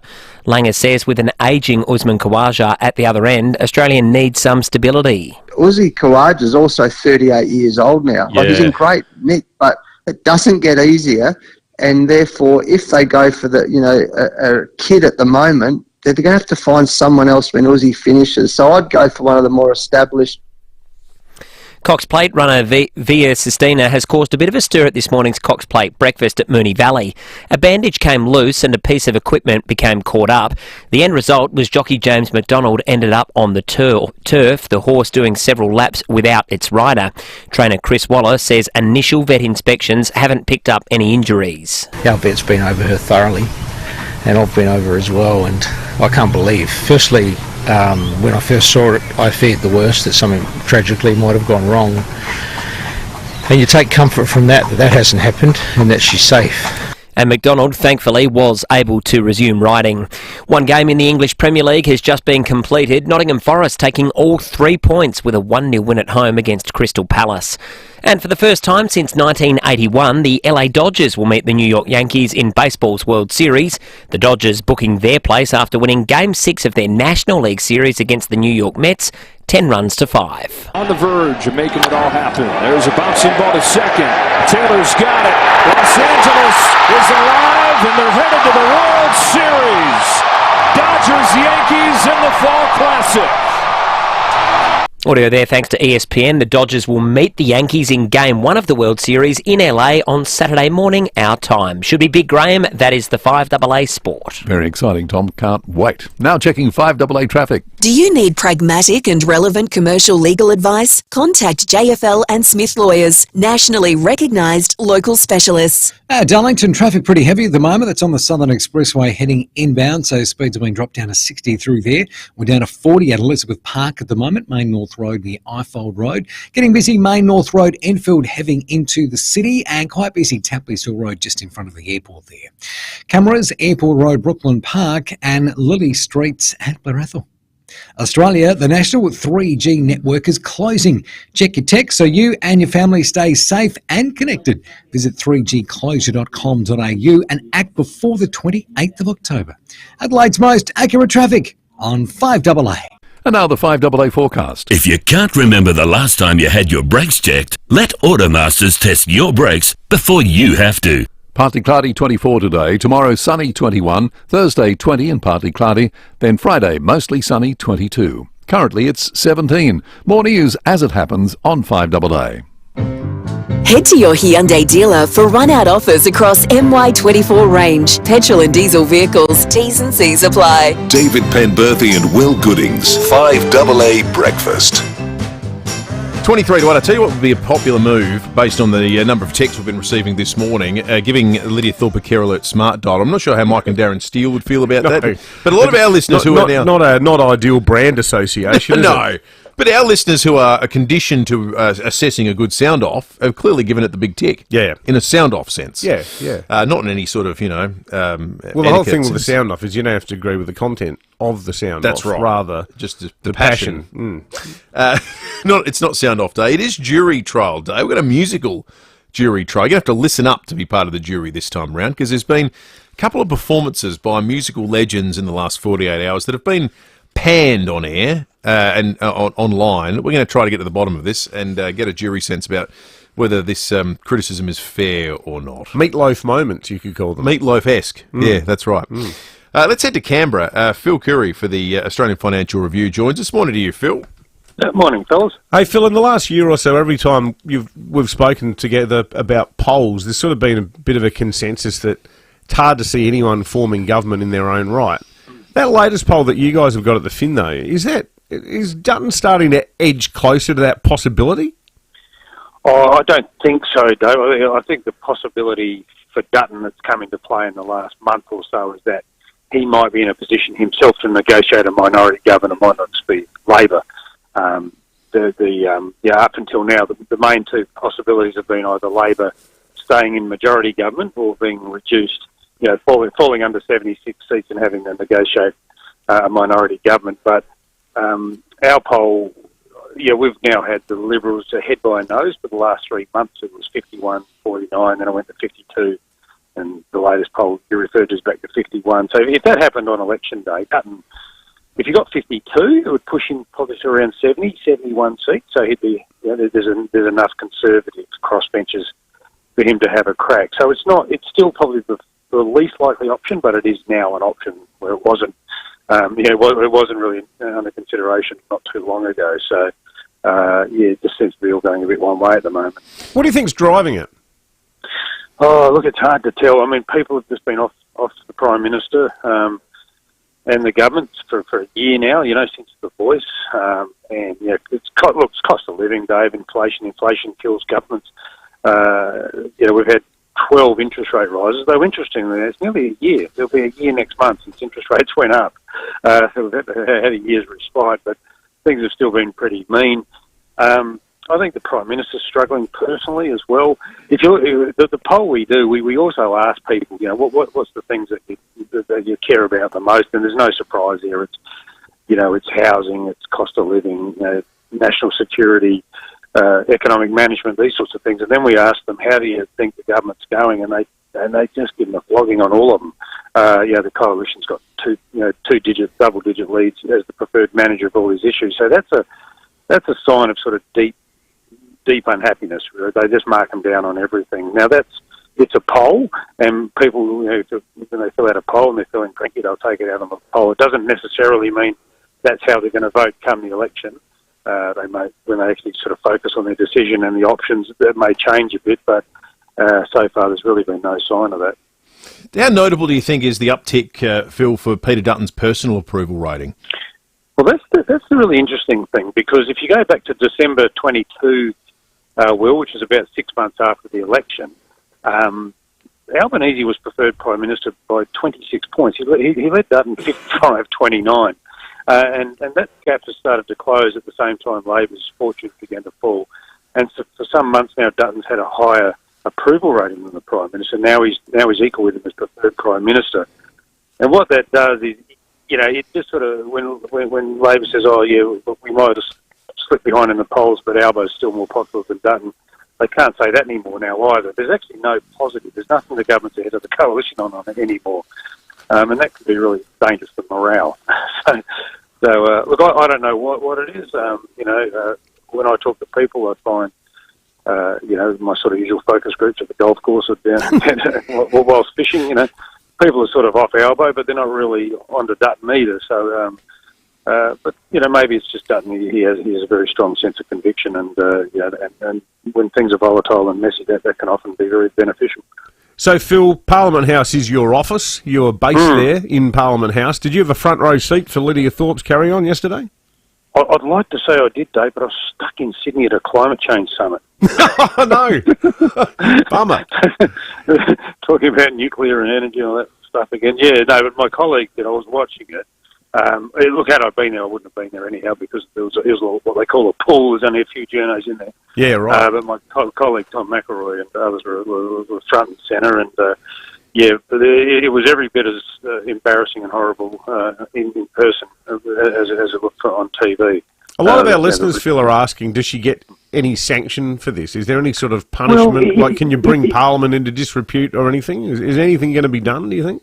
It's difficult because she's an independent, right? The Greens brought Lydia Thorpe into Parliament, and then she sort of left. She quit them, so she's an independent. So she's accountable to nobody. It's one of these sort of grey areas. If she was in the Labor Party or the Liberal Party or even the Greens, you could be expelled or thrown out or kicked off the front bench or something like that. But there's no potential to discipline her. The most they can do is move a censure motion in the Senate, which is just a slap on the wrist. It has no consequence, and she'd just be gagging for that to happen so she could make herself a martyr again. So I assume everyone's really angry about it. Everyone's really upset about it. I mean, she's in a very privileged position. She's not a protester. She's not someone who's sort of stormed past the barricades and yelled at the king. She's an elected senator who has the biggest platform. she has a bigger platform than anyone else in this country in terms of, she can make these points of view in the Parliament. She gets a huge media run. She gets taxpayer-funded resources to vent her views. So it was just a complete stunt. You might cut her a bit of slack if she was a disaffected Indigenous person who'd sort of come up from Walgett and yelled at the King, but it wasn't any of that. It was all confected, just for Twitter, basically. So everyone's really cranky about it, but I don't think anyone's. If you do anything about it, we'll just give her what she wants. Yeah, that's right. And you can't sack them. I mean, she hasn't broken the law. No, she just shouted at someone.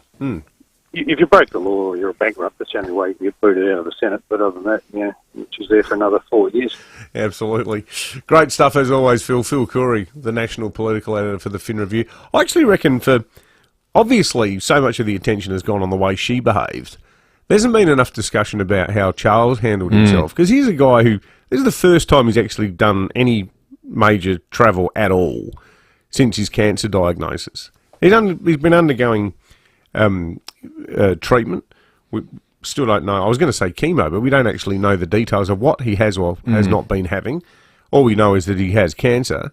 He's an older bloke. And to be there, getting ready to address the Parliament and this happens, I thought he handled himself with calmness. Well, he's a very progressive bloke as well. Yeah. Like in some ways he's probably sympathetic to he would be. A lot of what Lydia Thorpe's saying. Like that's... Yeah, and the whole colonial heritage. He's not Prince Philip. No. Exactly.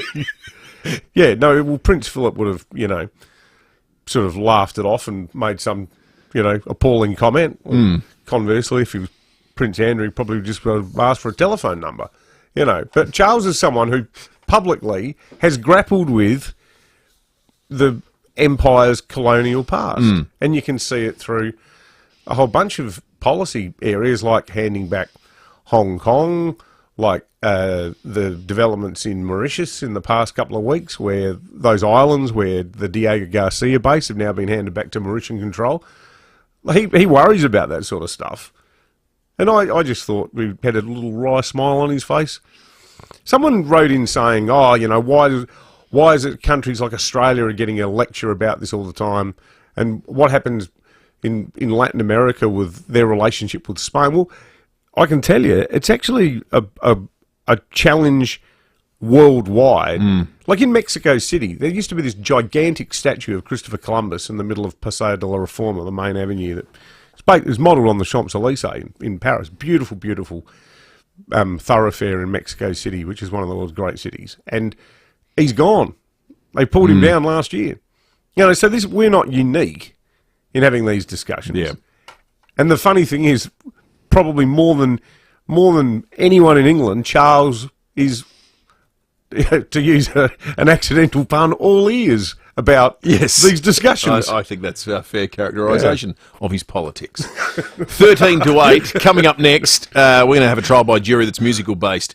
Some legends have been slated online for some performances in the last 24 hours. We're going to get you to work out who sung it best, who still got it, or who did the least worst. It doesn't matter how you determine it, you're going to be on the jury. So get calling now.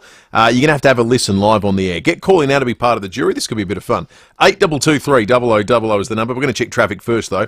Keys of physiotherapy, rehab and strength training, building strength with precision at Keys and Ord. Thanks, Will. Got some pretty heavy traffic at the moment at Darlington. She's inbound on the Southern Expressway, so speeds are dropped down to 60 through there at the moment. Also sluggish at Elizabeth Park for works, Yorktown Road near Lytton Street. A little busy at the moment. Main North Road at Enfield as you're heading into the city, and works Glenside to look out for today. Speeds at 40 there, Portrush Road near Cater Streets.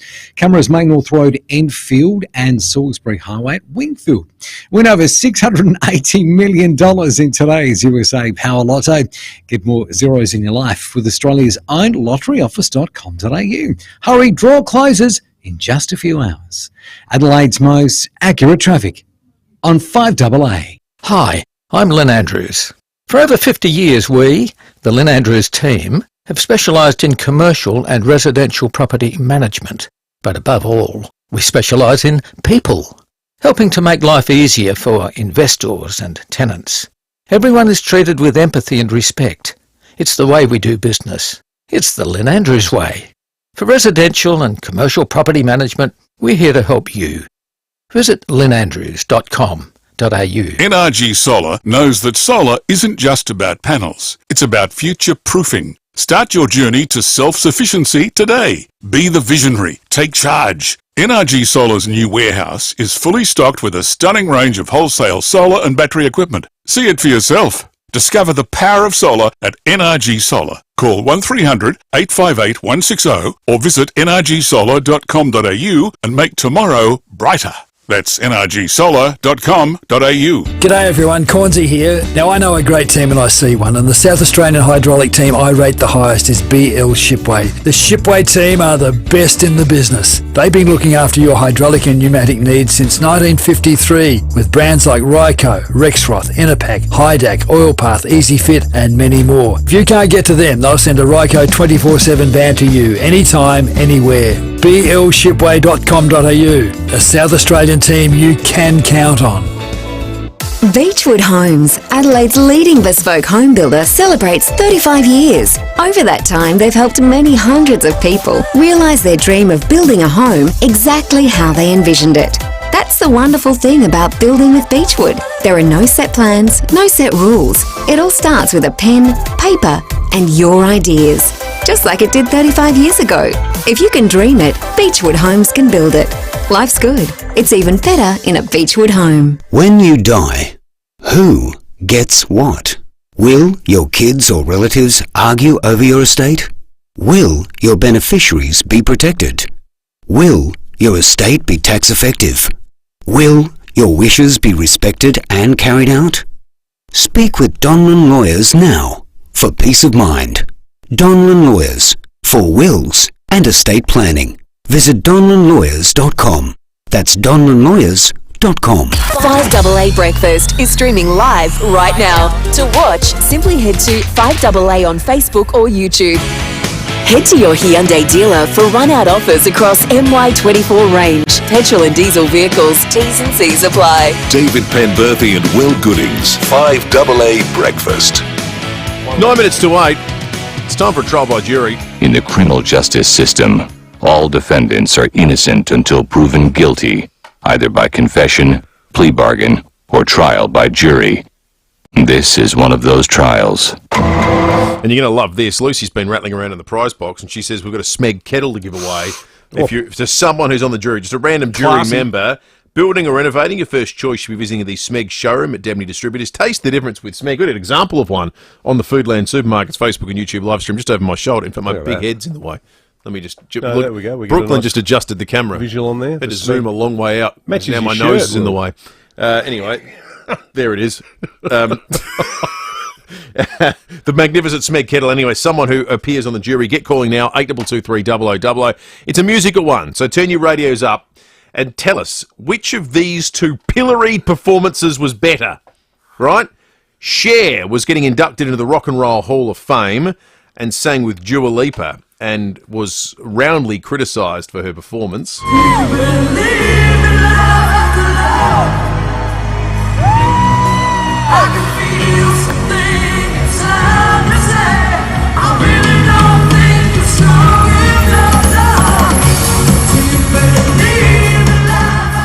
Okay, that was Cher. Here's Stevie Wonder singing Happy Birthday to Kamala Harris.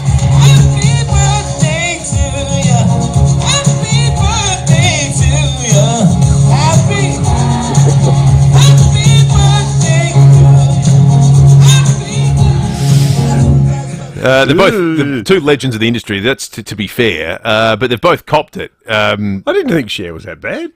That sounded better in my headphones than it did when I've heard it previously. I'm not sure if we got a good edit. I'm not sure if it's the 60 Minutes version of Cher where they've edited it afterwards. Yeah, that's right. According to Trump, anyway. It's a US election joke there. 8223 0000. You can win yourself a Smeg kettle if you're on the jury. Who was better, Cher or Stevie Wonder? Let's go to juror number 1. Good morning to you. Yeah, good morning. Sure, she's fantastic. Have you ever seen her live, juror number 1? No chance of that. But I saw the tribute that Adam Lambert did and sang. He didn't sing that song. I'm not sure the song he sang, but it was fantastic. I think she's terrific. Thank you, jury number 1. To be fair, Cher had Dua Lipa singing with her.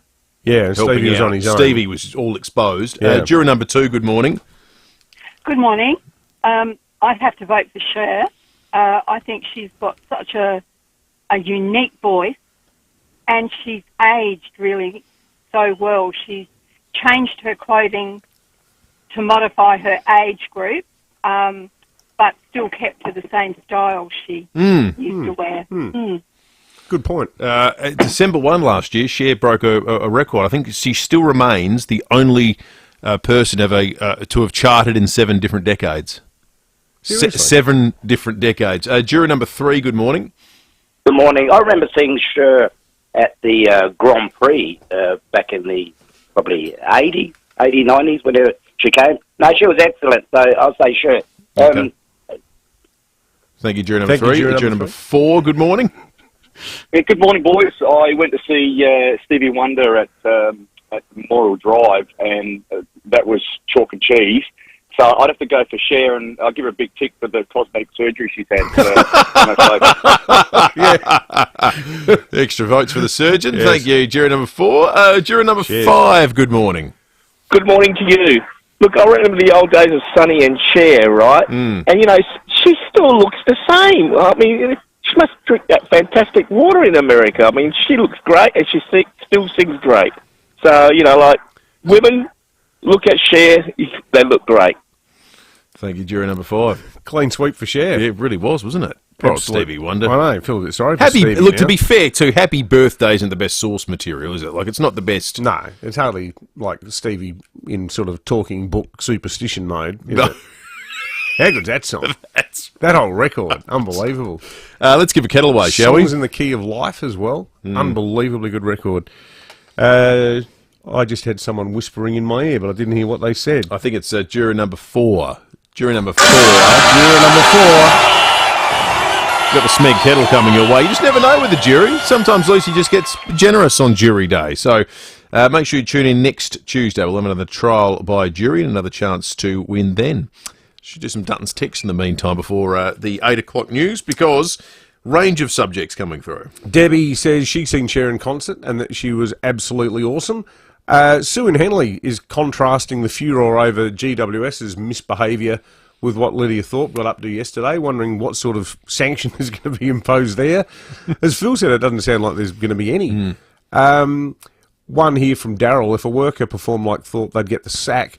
What example does she provide to our country's youth? I think she provides a good example in a counterintuitive kind of way, because I reckon any person, regardless of their age, would look at it and go, come on, you can't do that. She provides rare unifying moments in Australian politics, where both our major parties think she's a dope. Yeah. And overwhelmingly Australia's Aboriginal leadership too. Yeah, you're right. We're going to drop this, this is what it shows about them stuff. There's 980,000 Aboriginal people in Australia. One of them made a pork chop of herself yesterday. That's the story in a nutshell. Yeah. Ben Jordan makes an observation about the significance of the Fin Review poll, our resident stats man. We spoke about it with Phil Curry a moment ago. Ben says, I recall when Malinowskis overtook Marshall as preferred premier prior to the 2022 election. That was a fair sign that the ALP would win the election. It's rare the opposition leader is ever the preferred leader. So that'll make pleasant reading. I remember that moment quite clearly, because trying to get the Australian interested at all back then in any stories out of SA about the upcoming South Australian election, and I remember talking to their news editor saying, hey, listen, this is something weird's going on here. Like, there's people now who are talking up the prospect of Marshall becoming a one-term premier, and it created a rod from a back, because after that poll came out, they suddenly wanted a story every day about the damn election. Yeah, it's funny how it can change, isn't it? All right, 5AA News Time. Breaking 8 coming up in just a moment. Also, what do the British royal correspondents make of what transpired yesterday? We're going to be chatting with our man Cameron Walker from GB News after 8 o'clock. Over 60,000 Adelaide homes have said yes to saving money on their energy bills with Yes, your energy saving solutions. What's keeping you? Did you know that you might be eligible for a rebate on a new appliance like a dryer or fridge? You might even qualify for a purchase you've already made. Just visit the Yes website for a list of appliances and the size of the cashback available. For T's and C's on this unbeatable offer from your energy-saving solutions, go to yes.net.au. That's yes.net.au. The biggest threat to your business isn't your competition. It's cybercrime. Cybercrime threats impacting Australian businesses large and small continues to grow year on year. One call to one solution will put your business in a safe place and save you from the devastating consequences of cybercrime. It's the smartest, most cost-effective business decision you'll ever make. Stay safe and protected. Get in touch with One Solution. onesolution.net.au, a Platinum Telstra partner. It's time to raise the bar. If you're organising an event, anything from a small meeting to a grand gala, you'll know there are many things to consider. So trust the experts at Adelaide Convention Centre to help you elevate your vision. With the support from our team at every stage, you'll be amazed at what can happen in turning each aspect into an unforgettable experience for both you and your guests. Contact our team and discover the magic to elevate your vision at Adelaide Convention Centre. I'll have an Edwardstown Mazda with a lot, thanks. Absolutely. Drive on through. Buy any new Mazda from Edwardstown Mazda and they'll turn it into a Mazda with the lot. Get 2 years free servicing, $500 of free accessories, a $500 car care voucher and 5 years roadside assistance on top of already reduced drive-away prices. Get your Mazda with the lot only at Edwardstown Mazda, the #1 destination for Mazda in SA. It's gotta be. T's and C's apply. The news and information that matters. This is 5AA News, always Adelaide.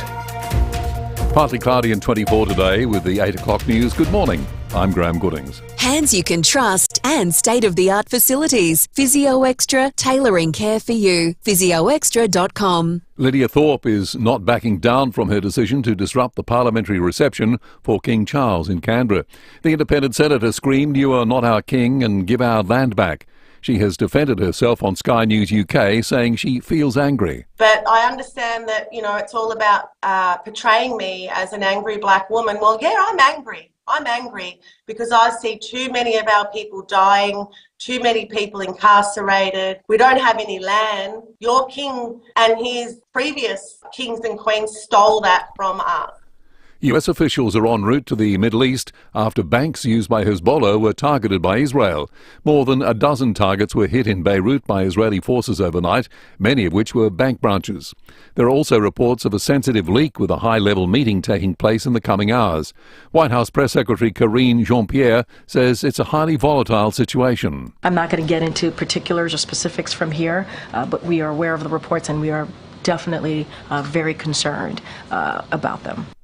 The Royal Australian Navy will acquire air and missile defence weapons from the US under a $7 billion agreement. The federal government says the state-of-the-art missiles will boost the Navy's long-range strike capabilities. The proportion of Australians working beyond the age of 65 is expected to double in coming years. The Association of Superannuation Funds found more than 70% of people approaching retirement age do not plan to stop work at 65. Police are investigating a car fire at One Tree Hill last night. Senior Constable Kimberly Broad says the blaze broke out on Yorktown Road. MFS crews arrived and extinguished the blaze, but unfortunately it did destroy the Ford utility. The fire actually spread to some nearby shrubs as well, but fire crews were able to prevent that from spreading any further. So investigations are continuing and police believe that the vehicle was stolen from a Blakeview address earlier yesterday. A study has found menopause hormone therapy could be used to prevent the progression of dementia and Alzheimer's. The research has been presented at a World Congress on Menopause being held in Melbourne. Public consultation is now open on proposed safety codes to protect children online. The draft codes have been developed by the peak body for communications, video game and digital industries and would apply to all content across digital platforms. Digi Managing Director Sunita Bose says they hope to encourage providers to prove how they understand children's use of their platforms. They include default safety settings for children to prevent them from being exposed to pornography or self-harm material. And there are also commitments to invest in continuously improved systems which can detect this harmful content. Disney's Beauty and the Beast will head to Adelaide next year for the first time. The hit musical was here 30 years ago but only played in Sydney and Melbourne. It'll open at the Festival Theatre in May. Tickets go on sale in November. Now turning to 5AA Sport. The 2024 Mitsubishi Triton comes with 10 years warranty, plus 3 years free servicing, only at Agostino Mitsubishi. And here's Tom Wren. Thank you, Graham. Port Adelaide has made 5 delistings as it begins preparing for season 2025.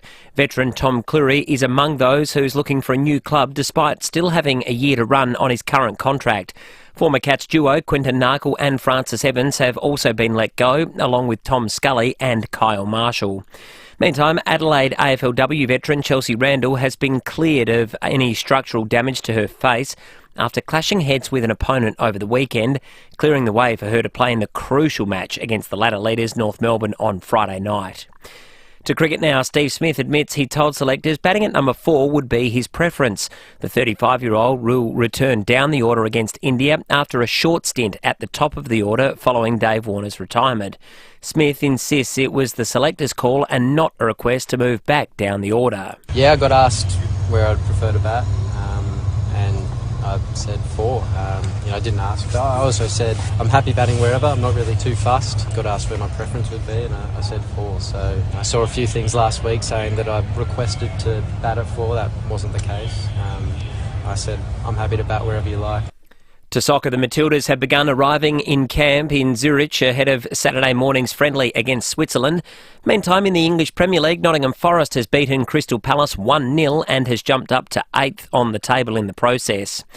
Australian basketball coach Sandy Brondello has guided the New York Liberty to its first WNBA title in the US. The LA Dodgers are back in baseball's World Series for the first time since 2020. That's after wrapping up their National League Series against the New York Mets with a 10-5 win in Game 6. And 2 games to wrap up Week 7 of the NFL this morning. The Tampa Bay Buccaneers hosting the Baltimore Ravens, while the Arizona Cardinals will take on the LA Chargers. And that's the 5AA Sport. Thanks, Tom. Now checking 5AA traffic. Do you need pragmatic and relevant commercial legal advice? Contact JFL and Smith Lawyers, nationally recognised local specialists. Got a broken down van causing a few headaches this morning at Mawson Lakes. It's on Eldersmith Road, broken down as it's heading onto the Salisbury Highway. Big delays back past the railway line. Got speeds reduced on the freeway coming inbound at Erbrae just due to heavy traffic. And we're slow at Darlington too with heavy traffic. Speeds down to 60 on the Southern Expressway.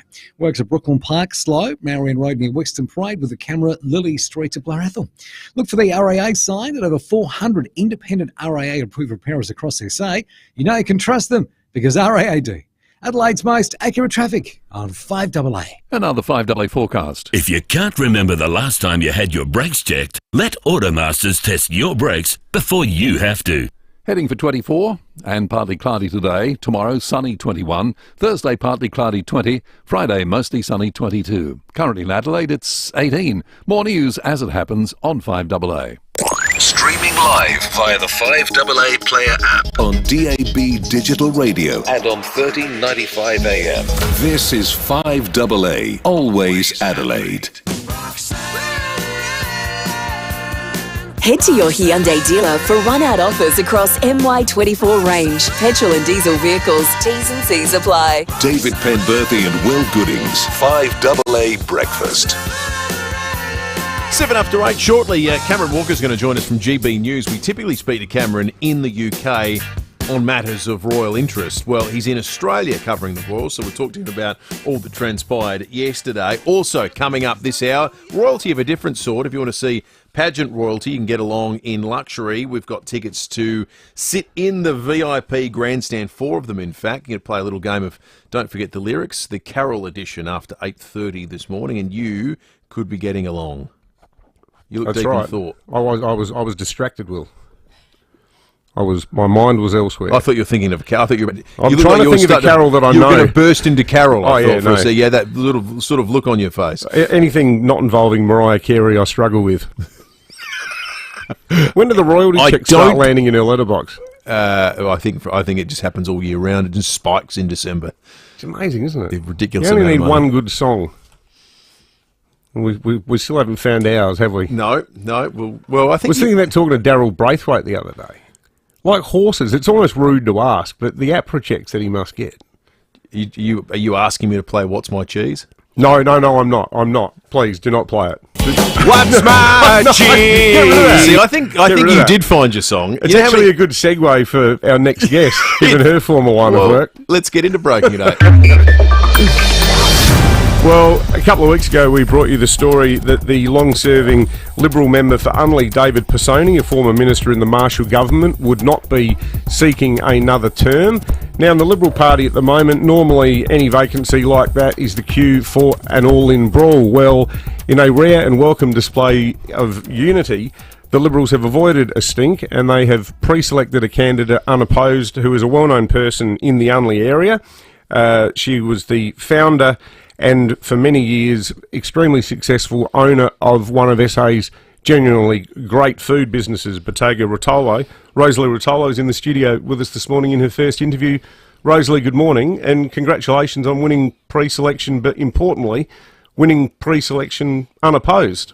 Thank you so much, Dave and Will, for having me, and good morning to all the listeners. So, as I was alluding to, it hasn't been the smoothest sort of 2 months for the Libs. Do you ever sort of stand back and think, why, as someone who has been so successful in business, why would you go into an environment that has been chaotic, to say the least? It would be not a great deal different to a chaotic business, actually, Dave, if you think about it. But honestly, it's an opportunity to be able to bring some a little worldly experience to government, and we need great government, but we also need really good opposition to keep government accountable. And I just don't feel we have that at the moment, but we certainly are going to be working towards that. We're prepared to do the work for that. You had a pretty wild business background. So your mum Connie was extremely famous in the food industry locally. She'd love to hear you say that. Well, no, your store Athens was one of the landmark stores in the Central Market, one of the real pioneering continental stores, which was something you did yourself at a very young age, setting up Bottega Rotolo. Can I ask you, what was it like during COVID? Because you had that huge exposure with the food industry. A lot of your food was sold through restaurants, which were obviously closed. You were doing the cheese importing too with Qantas. Suddenly there's no flights. Like, that must have been a real sort of, bracing life moment for you. It was a bracing life moment for me. It was probably a day I'll never forget, having all my staff look at me. We were all around the radio listening to Scott Morrison telling everybody that our borders were going to be closed and that there was going to be no more flights. And everybody in the business knew what that was going to mean. Not only did it affect the clientele, having a great South Australian business that very few people actually knew what we did. We used to cut 30,000 portions of cheese a week and distribute to every port in Australia directly from here. And there were at peak 50 staff cutting cheese. So all the cheese on planes came from Adelaide, from your business, yes, isn't it? Yeah, in first and every Qantas plane in Australia. Yeah, business and first class. Yeah. And also domestically. Wow. Yeah. Wow, Will. Yeah. But unfortunately, the impact of COVID was not just the fact that business dried up instantly. And I have to say, Donata, who were the catering side of the Qantas business, were very difficult to deal with. They cancelled orders instantly, sent back orders that were in transit. And I had a lot of product that was already on ships. Just left to rot on wharves and stuff. Well, I do remember at one point sending you a photo of a shipment like of cheese. Crate of melted cheese on the side of the tarmac. Yeah, heartbreaking. It was heartbreaking.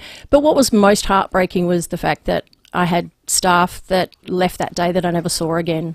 It was a really difficult time, and I think it was for the first time in business where I felt I was not in control of the outcome. Every other time in business, I was able to control the outcome. And I guess this is I feel, giving me a really good grounding for my next career, because there will be a lot of things I can't control, but you have to be able to navigate around them and find solutions. You mentioned in your first answer that we haven't had strong opposition. What would you like to see change? What change would you bring? Life experience, really. Do you think that's been lacking in the party? Look, I feel that the party there just hasn't been the opportunity for people to grow in their role. People like Amanda, we just need strong people to be able to fill those roles that can think outside the box and have had experiences that go beyond maybe working for, and I'm talking both Liberal and Labor at the moment. There's just that lack of, I won't say maturity because that's unfair. Maturity comes in lots of different forms, but I know I can bring life experience that isn't currently there. Is Unley as safe a seat as people have historically thought it is? I mean, you look at some of the results, and I know a referendum about our Indigenous heritage and so forth is different from a state election about a whole suite of issues. But I think the highest yes vote in Australia, the highest yes vote in South Australia was Goodwood Primary School. There's a few sort of climate action now stickers you see on the side of the old bluestone houses there in Wayville. Are you worried that it's become a bit more left liberal these days and it might be harder for a more conservative party like the Libs to hang on? Look, Dave, I don't take anything for granted. I'm prepared to do the work to make sure that the Liberals maintain Unley. I think the Voice referendum was quite a unique situation, and I think that there are a lot of people in Unley that made the choice that they did because they didn't want to be seen as being ungrateful for the luck that they have had in their life. You know, but also Unley, you need to remember Unley, people feel that the cost of living is not affecting suburbs like Unley, but I know Foodbank is getting voucher requests for Unley Primary School for breakfasts. I do quite a bit of volunteering with Unley Mensa, so I cook for the Unley Italian community every second Wednesday. And there are a lot of those elderly people that have had their houses since the 1950s and they can't afford to actually run their heaters or air conditioners in the summer. So it was actually a big migrant area for a long time. A huge migrant area. There's still a lot of older Greeks and Italians who live there. So. And coming from, I'm a first generation Australian, mum and dad came from Italy. So I'm very connected to that community and they are really suffering. Well, congratulations on the pre-selection, and we'll see how it all pans out in Unley. Rosalie Rotolo, thank you very much for coming in today. Thanks so much for having me, guys. 16 minutes after 6, we're going to check traffic and come back with more in just a moment. Thanks to Keyser Physiotherapy, Rehab and Strength Training. Build strength with precision at Keyser Nord. Thanks, Will. At Mawson Lakes, a broken down van on Elder Smith Road near the Salisbury Highway. Heavy delays back to the railway line. Elizabeth East, a crash on Main North Road near Ridley Road. Delays inbound. And traffic pretty heavy at Urbray at the moment on the freeway inbound, so speeds are reduced down near the toll gate. Cameras look out for today, Crittenden Road, Findon and Lilly Streets at Blarathal. The 7-seater Isuzu MUX has room for all of life's moments, no matter how big or small. Visit your local Isuzu dealer today to discover the range. Adelaide's most accurate traffic on 5AA. The 5AA Sports Show. Stephen Rowe and Tim Jennifer. Roger Rashid sent me a text in the break and his daughter's coming through India. And he said, I've been watching this for 4 or 5 years closely. Yeah. And he said, this year's draft pool will be exceptional. So imagine that for the next 4 or 5 or 6 years. So what you said, Timmy, is spot on. The 5AA Sports Show. It's a generational thing. It's year 9. Give it time. Weekdays from 4 p.m. on 5AA. Always Adelaide. Right now, there's never been a better time to buy a new forklift from Toyota Material Handling. Choose from Toyota's massive range, famous for legendary reliability and safety. Plus, enjoy a low finance rate from just 2.9% on Toyota's 8FBRE Reach forklifts and SWE 120S walkie stackers currently in stock. Hurry, limited time only. See the Toyota forklifts range at toyotamaterialhandling.com.au. Get a Toyota. Approved business applicants only. Terms, conditions, fees and charges apply. Maximum term is 48 months. Offer ends 28 Feb 2025. Have you seen the stunning new sign at NRG Solar's relocated office in St Mary's? It's not just a sign. It's a beacon of sustainability. As leaders in solar solutions, NRG Solar's commitment to innovation shines bright. Their new warehouse is fully stocked with a stunning range of wholesale solar and battery equipment. See it for yourself, 1275 South Road, St Mary's, or visit nrgsolar.com.au for a sustainable future. That's nrgsolar.com.au. I'm high!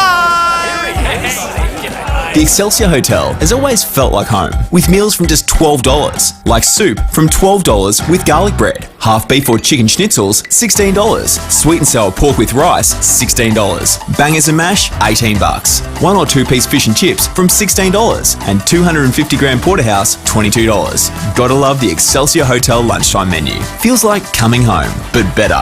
You just know it's a Bro Hotel. Oh, now we're just talking about the Central Market. Seafood and Sounds is sailing into the Adelaide Central Market this Friday and Saturday, October 25 and 26. Experience 2 days of live music, fresh seafood and good vibes. Enjoy street eat specials from traders, free cooking demonstrations, a pop-up oyster bar and the ever-popular chili crab shack. We had that last year and it was absolutely sensational when we did the OB in there. Plus, there'll be something for the whole family with a free kids workshop and face painting.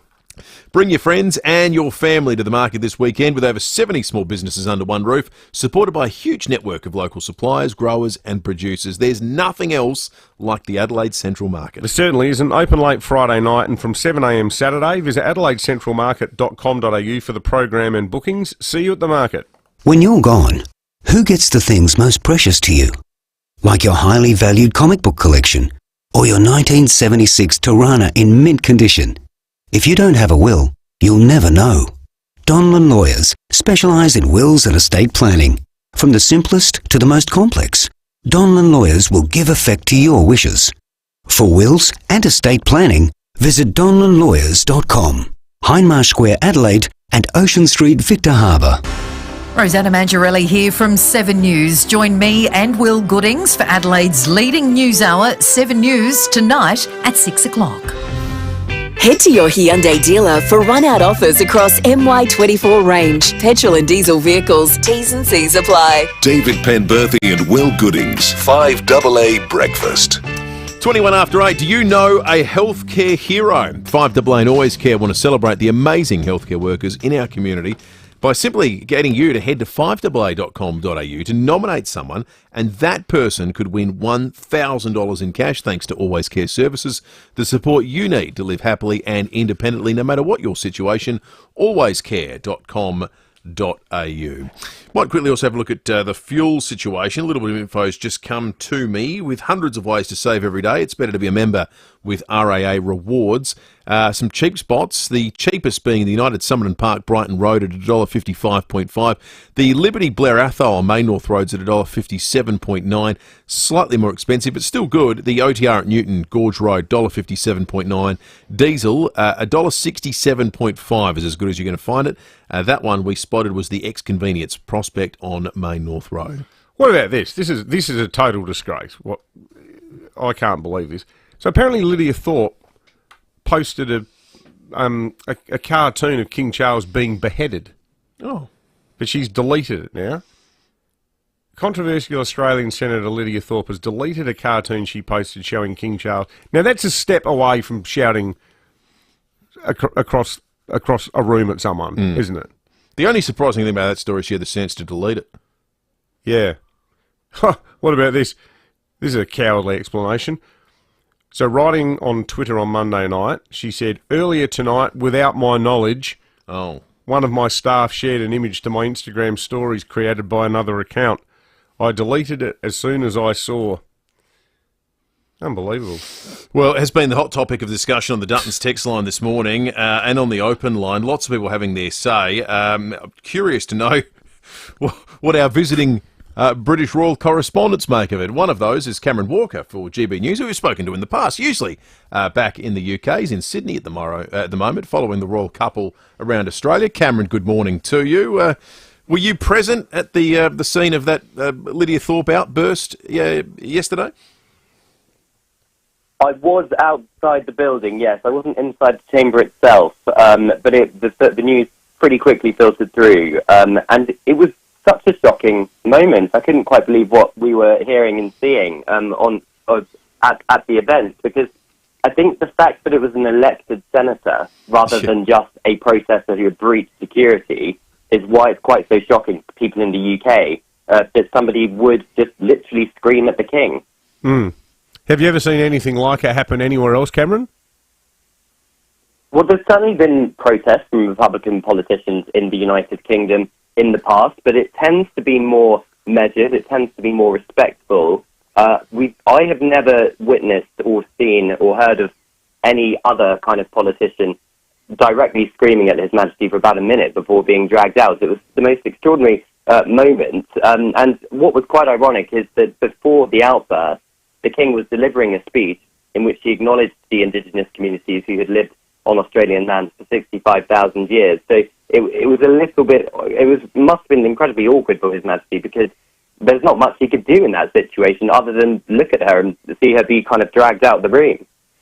We were saying earlier, he actually maintained his composure really well, I thought. And, you know, this is a bloke who's fighting cancer. He hasn't travelled for quite some time as he tends to his health. I thought he was incredibly composed while it was all happening.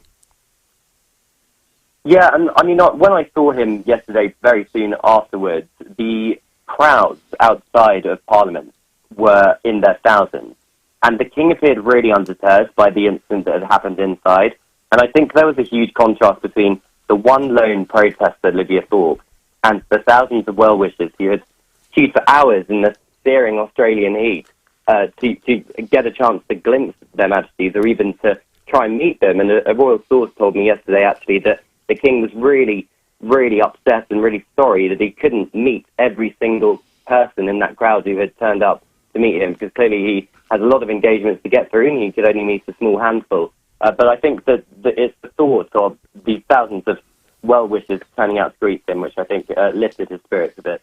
You identified, Cameron, the irony that he just finished acknowledging the Indigenous people of Australia when he was interrupted by Lydia Thorpe screaming at him. I mean, his life work, he's been a very progressive and thoughtful member of the royal family, hasn't he? Like, if anyone is sympathetic to the plight of Indigenous peoples and the moral quandaries of colonisation, it's this king, is it not?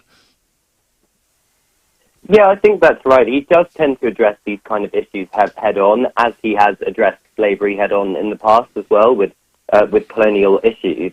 Where he always stops short, though, is apologising for his ancestors, what his ancestors did or didn't do. Now, I'm not saying that's right or wrong, but what I am saying is it does leave him open perhaps to some criticism because he's never going to go all the way. Now, clearly the King takes advice, and he's not going to do anything that either the Australian government or the British government is going to advise him against. And I suspect it is the government, the elected politicians, who are advising him against directly apologising for any past wrongdoing or not wrongdoing, whichever way you want to look at it. Well, indeed, because, you know, once you admit any kind of guilt, be it intergenerational or otherwise, going way, way back 2 centuries ago, it's a bit of a case of get the checkbooks out, which is almost what Senator Thorpe was alluding to yesterday with the treaty comments. Hey, how's it gone down in... Yeah, I think... How's it gone down in the UK, Cameron? Well, it's certainly made headlines. Lydia Thorpe appeared on a number of television shows in the United Kingdom, I think, overnight Australian time. I think because it's just not very British, to be honest. We tend to be it tends to be relatively kind of polite and measured. So I think a politician screaming like that was completely unexpected, but it was certainly entertaining, put it that way. And I think the King will definitely brush it off today and focus on his final engagements in Sydney. Well, I can say it wasn't very Australian either, because the reaction we've had this morning, and the people actually offering apologies here on our text line on the show, saying, "Please, can you tell your countrymen this is not how we act." I will. I promise. I absolutely will. How's the rest of your trip been, Cameron? Is this the first time you've been out here following the royals, or is this a number of pilgrimages for you? I've followed the royal family abroad a number of times. It's the first time to Australia, though, and it's incredible, I think. Seeing the turnout from the Australian people, the different engagements they've got going on, the King and Queen, I'm off to a community barbecue with them a little bit later on, as well as to the Sydney Opera House too. There's a number of other engagements as well, social housing in Sydney, and I think there's a food bank the Queen's going to as well. So I think the engagement's been pretty planned out to try and get them to meet as many different communities as possible. So yeah, we're here for it. It's great. Good stuff. Well, enjoy the rest of your stay, Cameron, and even though you are in the news business, I hope the remainder of the trip is somewhat less newsworthy. Thank you. Cameron Walker from GB News, the Royal correspondent, who we always enjoy talking to. Nice to chat with him here in Australia. Hey, has the Sun done its front page yet? I haven't seen. Well, let's have a look. They called Keating the Lizard of Oz when he touched the Queen. I wonder what they're going to do for Lydia. We'll find out in the 8:30 news and report back very, very shortly. We've got Christmas pageant tickets to give away in the next half hour of the program as well. So have 8223 programmed into your phone and have your best singing voice on, because those tickets are going to be given away next. Rowie and I are at a local restaurant who have invested in the magnificently sleek and reliable Vulcan doors. Rowie, could you step outside for a moment, please? Oh, why is it always me outside? Thank you. Vulcan doors offer automatic pedestrian doors as well as highly secure industrial roller doors and shutters. Oi, Jimmy! So keep out the heat as well as the pests that come with it. Turbo, when are you going to let me back in? Vulcan doors. Jimmy! Separate yourself from the rest, literally. Oi! Join over 60,000 Adelaide homes and say yes to lowering your energy bills with Yes, your energy saving solutions. Do you know how much that old fridge in the shed is adding to your electricity bill? Your energy saving solutions can collect your old inefficient fridges and freezers for free, and the best part is that you can also get up to $150 per unit. For T's and C's on this unbeatable offer from Your Energy Saving Solutions, go to yes.net.au. That's yess.net.au.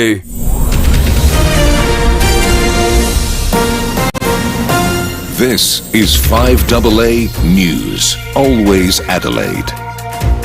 Partly cloudy and 24 today with the 8:30 news. I'm Graham Goodings. Hydrotherapy at Physio Extra Marion, including underwater treadmill, latest rehab facilities and highly trained physios. physioextra.com. Lydia Thorpe is doubling down on her actions in disrupting the parliamentary reception for King Charles, as critics describe her behaviour as embarrassing.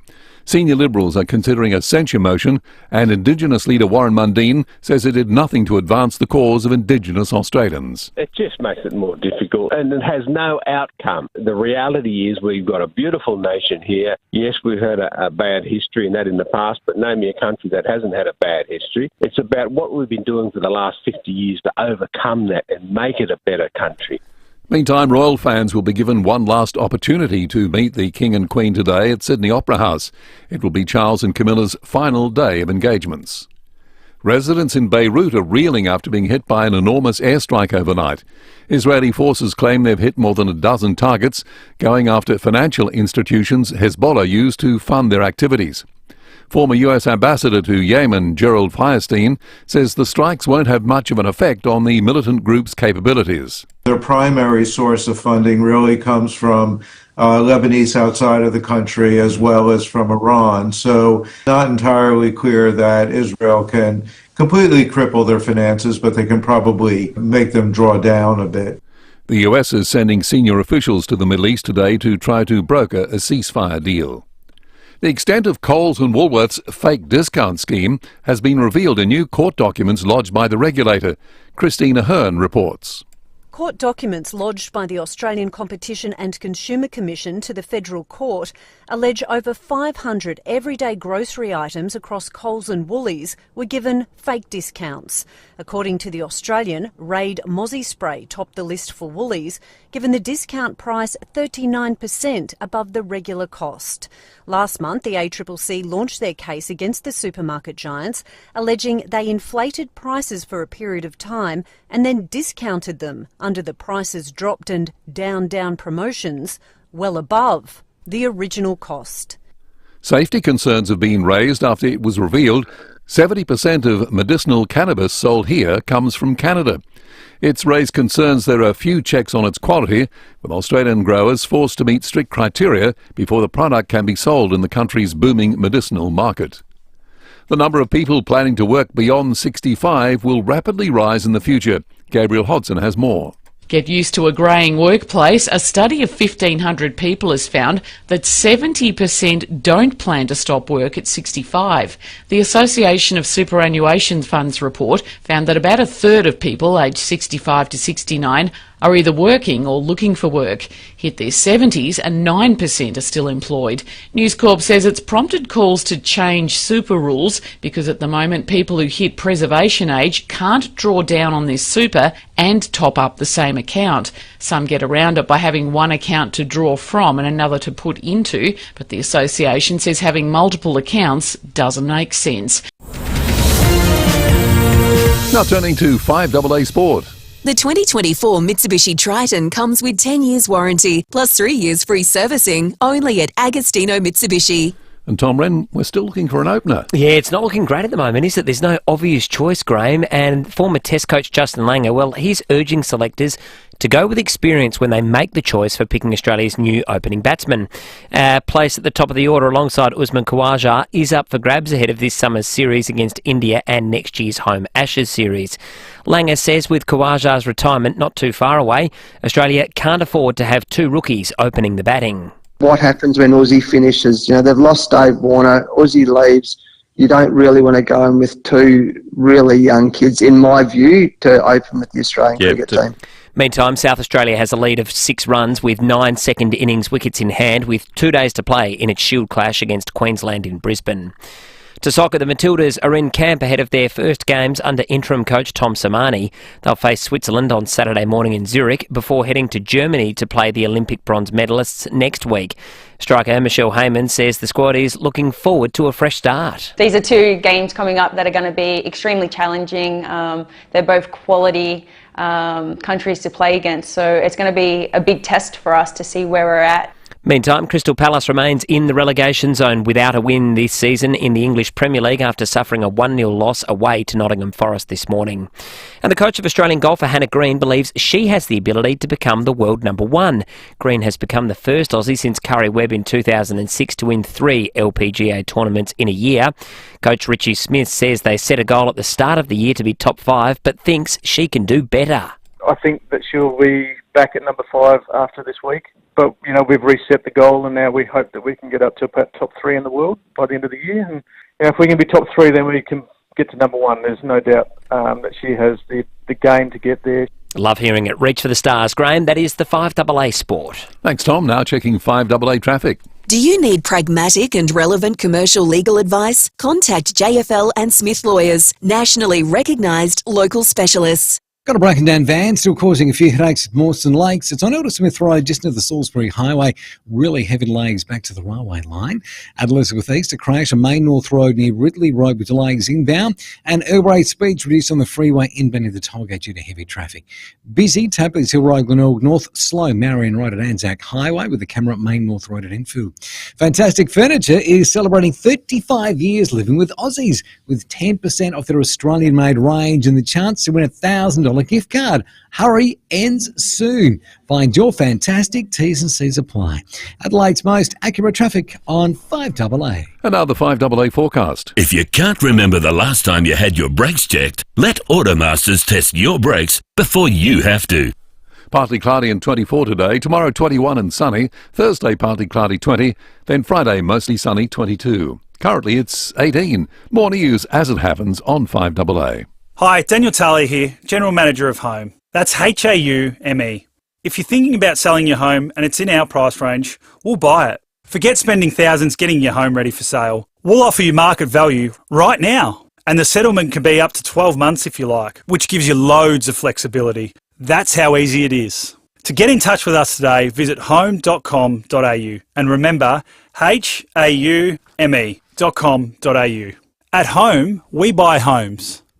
Now, you know something's become established in the public's mind, Will, when it becomes a figure of fun. And the Care Alert Smart Dialer, inspired by the sound off, has been quite the talking point this morning in the context of Lydia Thorpe. Everyone thinks she should get one. She's eligible. But look, the serious side of the Care Alert Smart Dialer, everybody needs to tune in carefully to hear what we're about to say. Because if you're living alone, regardless of your age, you should have a Care Alert Smart Dialer protecting you while at home. This is especially important, obviously, when you're older. Now, if you've been living under a rock, you won't know what it is. But for everyone else, they know it's an easy-to-use emergency alert system for the home. If you need help instant notifications are sent to family and friends, or, and how's this, you can have the option of 24/7 professional monitoring if it's urgently needed. If you are under a rock, a Care Alert smart dialer is actually extremely handy. They'll 'Cause get you someone just to you. push the button, they'll get you out from under the rock. When the Care Alert smart dialer devices are sent to you, they're fully programmed and ready to go, and they're perfect for elderly parents or those living independently. In a recent survey, over 75% of 2,000 elderly people said that a personal alert system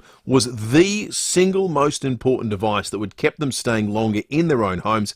And that makes perfect sense when you think about it, because it's like having your own guard consistently watching over and protecting you. And the really good news is that these fantastic devices could be free through My Aged Care or the NDIS, or even through our own state government. To learn more, visit carealert.com.au or call them on 1300 75 85 95. 5AA Breakfast is streaming live right now. To watch, simply head to 5AA on Facebook or YouTube. Head to your Hyundai dealer for run-out offers across MY24 range, petrol and diesel vehicles. T's and C's apply. David Penberthy and Will Goodings, 5AA Breakfast. 21 to 9. We spoke a bit about at this time yesterday about Lee Creek and the power out in surrounding areas as a result of those storms. The Energy Minister, Tom Koutsotonis, yesterday conducted a press conference, and he revealed the scale of the destruction to the energy infrastructure in regional parts of South Australia. 19 towers were lost through the Lee Creek line. 19 towers. Fixing the actual infrastructure could take many months, which is not to say people there will be without power for many months, but fixing the root cause could take months.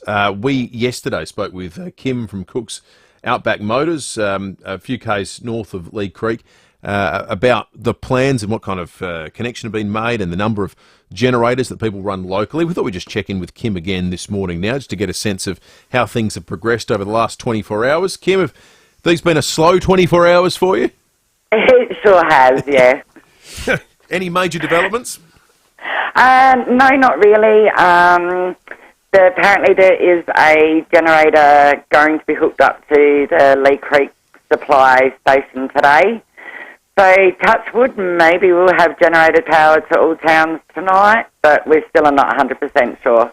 How does it work, Kim, in terms of getting updates? Does anyone contact you, or do you just keep hitting refresh on the SA Power Networks app? Yeah, just keep hitting refresh. No one has contacted us from SA Power to fill us in on anything. Oh, really? Yeah. That's a bit ordinary. There's not many of you. No, exactly. Like we've had no communication with SA Power except for if we've rang, and then we just keep getting told that the problem will be rectified as soon as they can. But it's just the fact of being word of mouth that there's definitely a generator here now, and it's going to be hooked up to the main supply that will feed Lee Creek and Copley and the other surrounding areas. How's the town? Is the town doing anything while this is happening? Has anyone, got together socially or anything like that to have a barbecue outside or anything? Oh, well, funny, my son had some friends come up on the weekend from Adelaide, and that's exactly what we've done at the back of our workshop. We put the barbecue on, a couple of people came around, we had the local police come round, just giving updates on the power. They sat around and had some dinner with us, and yeah. Oh, that's good. Well, I'm just having a look, Kim, at the SA Power Network's website, and I don't think you can have much longer to wait for that power to come back on. They've just put out some new advice in the last 12 minutes. So as of 8:30 this morning, they have an update. Power was restored to the Hawker Township last night at 8:25 p.m. via generation. They say they expect to connect most outlying areas today. This will involve a power outage again to Hawker Township, which they say will limit as much as possible, but it's to keep crews safe while they're working on the line. They also made the point that they will send text message and emails to subscribe customers in advance. So this is a good general message for everyone. If you don't already receive notifications about your power, you can subscribe on the website or call 13 12 61 after 9 a.m. for help. And SA Power Networks goes on to thank everyone in the Far North communities for their patience with the power restoration. But it sounds like that the vast majority of power will be restored a little bit later today, which again, what's 5 days without power? It's a hell of a run. Certainly is. Hey, we loved our chat before with Cameron Walker from GB News. I must admit that when he was talking, he made that comment about the Prince's stoicism as he stood there in the searing Australian heat. I was thinking, how hot was it in Canberra? I checked on the 25. It was 23.5 was the maximum yesterday. The searing heat. Like they didn't all start taking their shirts off and making hanky hats. Thank you, Kim, for chatting with us. Kim Yeah, good from on you, Cook's Kim. Outback Motors there.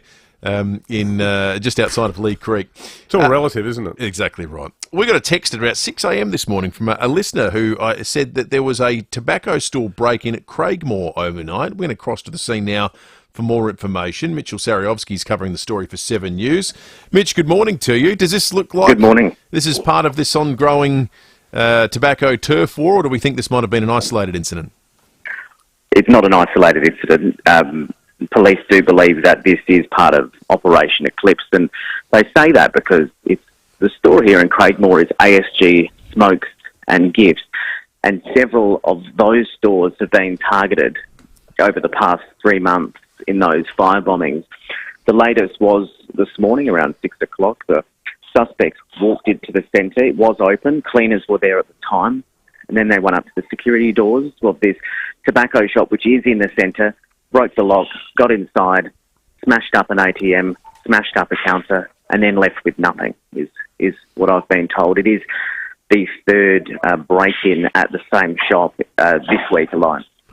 And just to be clear, Mitch, this is not a mainstream tobacco vendor, is it? They've got dodgy stuff out the back, you think? Well, you wouldn't believe it. There's bongs on the wall. They're displaying paraphernalia on the wall. I think they get around that by saying they're watering cans, but we all know they're not used for watering cans. But usually from the other tobacco shops I've been to, they keep the stock out the back. And these, it's not illegal to sell tobacco. It's illegal to sell tobacco which has been bought on the black market. You're talking cigarettes at the price of, $20 for 50 cigarettes is what people are paying. They're not targeting your likes of Smoke Mart. They're targeting these small tobacco shops that you can buy a vape, or you can buy cheap imported cigarettes that have been slipped through the net. Was there anyone there? In the centre, yes. There was a couple of cleaners at the time. They were the ones who raised the alarm. Coles was closed. It was just about to open. It was around 6 o'clock. But the police do believe that it is part of Operation Eclipse, and that is targeting the illegal tobacco trade and, sales of illegal vapes. But it's certainly scary, and, we were warned a few months ago that it was about to get worse, and I think we haven't seen the most of it at the moment. Mitch, thank you for that. That's notable, of course, for a couple of reasons. One of which is that it doesn't seem to matter where these shops are, whether they're in a centre or indeed all by themselves or in a group of shops. You wouldn't want the neighbouring to an apartment block. It doesn't matter where they are; they're being targeted. Yeah, if they don't pay the protection money or the racketeering money. You wouldn't want Coles to get their hands on the cigarettes from the neighbouring shop. They'd probably have them up on the shelves saying, were $90, now only $80. I don't know. They put the illegal tobacconists out of business somehow at the same time. I'm obsessed with that story. Just the sheer level of organisation by Coles and Woolworths to cook up all of these fake discounts. I really recommend everyone to have a look at the Oz's online version of the article, because the number of products that are listed, it's just extraordinary. Robert Tim's full-bodied granulated coffee, regular price $8, price spike, they put it up to $12.50 for no good reason, and then triumphantly had it on the shelves going, now only $10.70, which is 34% higher. The good reason is that they can then subsequently discount it. But it's for everything. what is an increased price. It's Sprite, it's Coke, it's Purina, Lucky Dog, Master Foods, Marinade Honey. They're the big sort of headline-grabbing ones. But you know the really evil thing, and this is like the genius of Richard Pratt, the box magnate, who got done for basically unnecessarily jacking up the price of every cardboard box that's made in Australia by 0.00001%. So you don't even know. It's like the boiling frog. You don't know you're getting fleeced. It's not the big 30% jack-ups. It's like the 2 to 5% jack-ups. where no one even, it's an imperceptible form of theft against people. Because who's walking around the aisles going, hang on a minute, you know, you're doing your shopping before school pickup before you get home to make dinner. You're not walking around the aisles with the dossier of what things really cost in Australia, are you? Well, that's exactly right. You shouldn't have to, because people trust. When you're being told something is being discounted, you believe it is. And what it goes to is the power of discounting and little badges that say prices are down. People go and buy it without looking at the price, assuming that they're not being hoodwinked. But the business model became hoodwinking people, as revealed in those court documents. We should try to tee up an interview at some point with Roger Drake, because I logic would tell you, my worry would be, and we're blessed in SA because you look at the higher levels of competition here versus the eastern states. But right now, because they are completely and utterly busted on this, Coles and Woolies tactically, we've seen now their advertising is all about what they do for the community, you know, all this mushy sepia-toned wah. But, you know, their next tactic will be genuine discounting. Yeah, massive discounts. But we shouldn't get suckered into that. You know, years of being fleeced. Do we now go, all right, well, now because things are cheaper at Coles, I'm going to stop going to Drake's or stop going to Foodland? No, because our local SA-owned supermarkets have not done this stuff. Yeah. Be interested to see how that plays out. Hey, we've got Christmas passion tickets to give away. Get calling right now, 8223 0000, giving them away on the other side of this break with a little game of Don't Forget the Lyrics, the Carol edition. Call in right now. VIP tickets, 4 of them to give away. Also, Cyril Twos is going to be on the program, the subject of yesterday's very emotive Breaking at 8 that you would have seen everywhere over the course of the day media-wise. That's still to come on 5AA Breakfast. Traffic first, though. Thanks, Will. Mawson Lakes, a broken down van on Aldersmith Road near the Salisbury Highway with heavy delays back to the railway line. At Elizabeth East, a crash on Main North Road near Ridley Road with delays inbound. Mawson Lakes, a collision on Main North Road near Mawson Lakes Boulevard at South Plimpton. Buses hit a Stobie pole there. It's on Crossroad just near Winifred Avenue, causing delays. Got a camera to Pearling Avenue in Edinburgh. 26% of car accidents are nose to tail. Search Amy Crash Index. Data source AAI Limited's portfolio of brands motor insurance claims nationally from 2014 to 2023. Adelaide's most accurate traffic on 5AA. On 5AA Mornings today, the backlash over Lydia Thorpe's outburst against King Charles. We'll look at that issue this morning. Retiring at 65? No way, say 70% of the population. And we'll meet Aussie author Tim Winton. That's all coming up between 9 and 12. A lot more topics as well, plus your calls. I'm Matthew Pantelis. Join me after the 9 o'clock news. It all started with a pen and paper 35 years ago. Lots of ideas and a ton of innovation. Nothing's changed. Beechwood Homes is still building stunning bespoke homes right across South Australia. Under construction right now is another Beechwood Homes masterpiece at Blackwood Park. This new display home will showcase Beechwood's dedication to cutting-edge design, craftsmanship and innovation. If you can dream it, Beechwood Homes can build it. Life's good. It's even better in a Beechwood home. BJ Energy don't just install solar and battery systems. They optimise everything to do with solar, squeezing every bit of energy out of the sun to help take control over your energy bills. And because BJ Energy are fully qualified electricians, they can help you in all things home energy, solar repairs and maintenance, EV chargers, lighting, switchboard upgrades, heat pump systems and more. Contact BJ Energy for a free consultation. Package deals and payment plans available. bjenergy.com.au.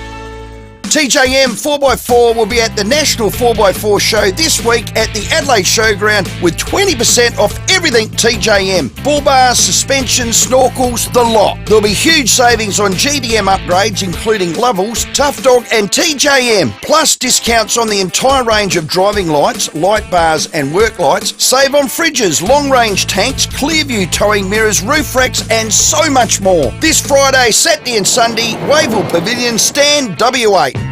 Head to your Hyundai dealer for run-out offers across MY24 range. Petrol and diesel vehicles. T's and C's apply. David Penberthy and Will Goodings. 5AA Breakfast.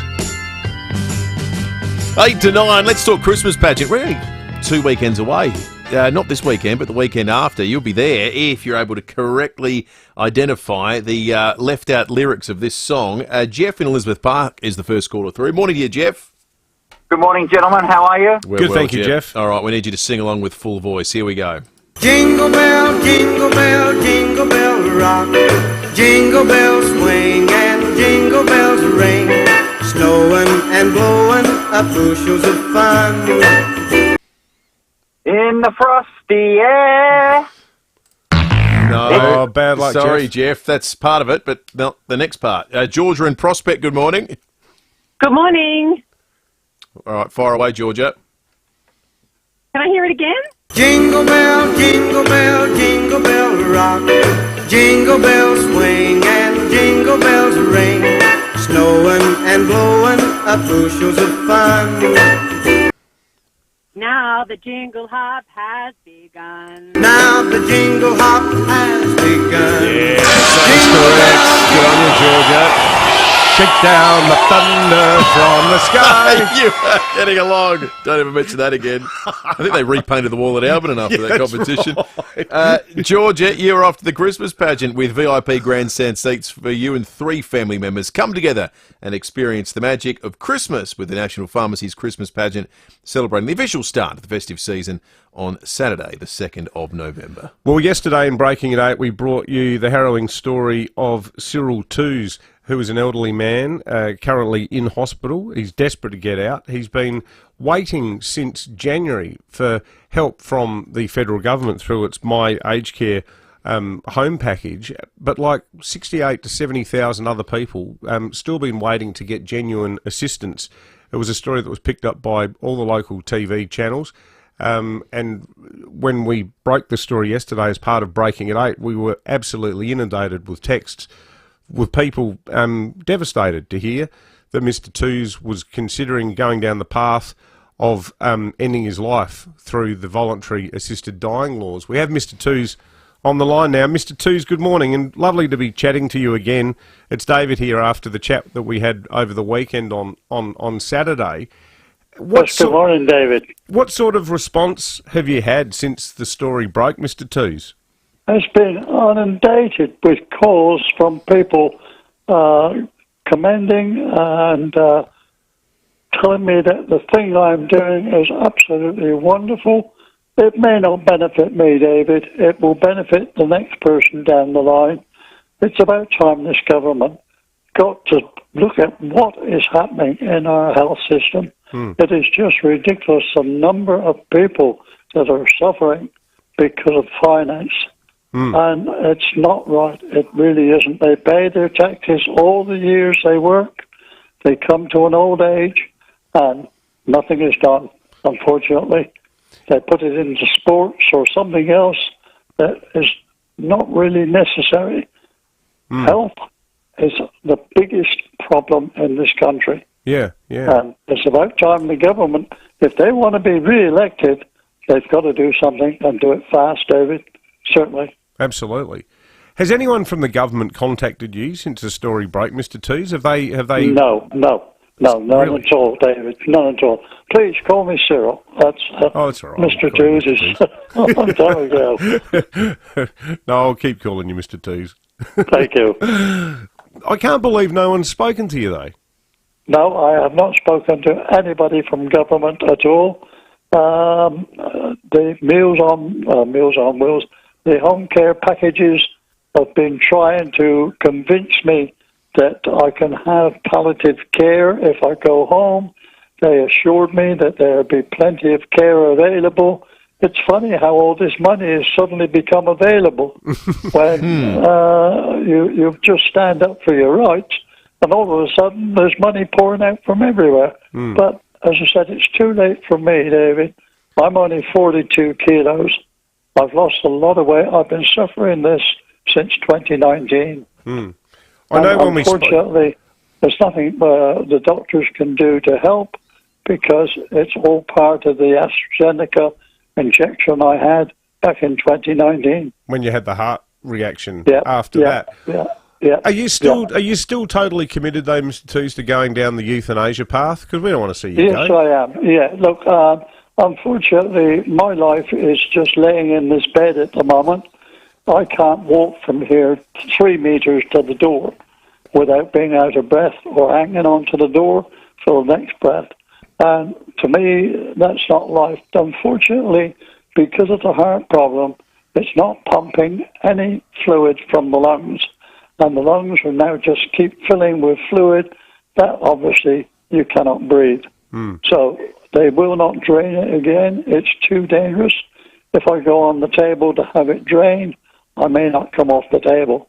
So it's a catch-22 situation, David. Well, as you said, though, when we spoke, Mr. Tews, the fact that you have spoken out at what regrettably does look like your very much your autumn years is something that will hopefully help other people in a similar situation. I hope it does. Yes, I really do. Because, we should not have to suffer like we're suffering now. I would not wish this on my worst enemy because it's not nice. It's not nice to do. No. But the government don't care. He'll enjoy his $3 million home and he doesn't care.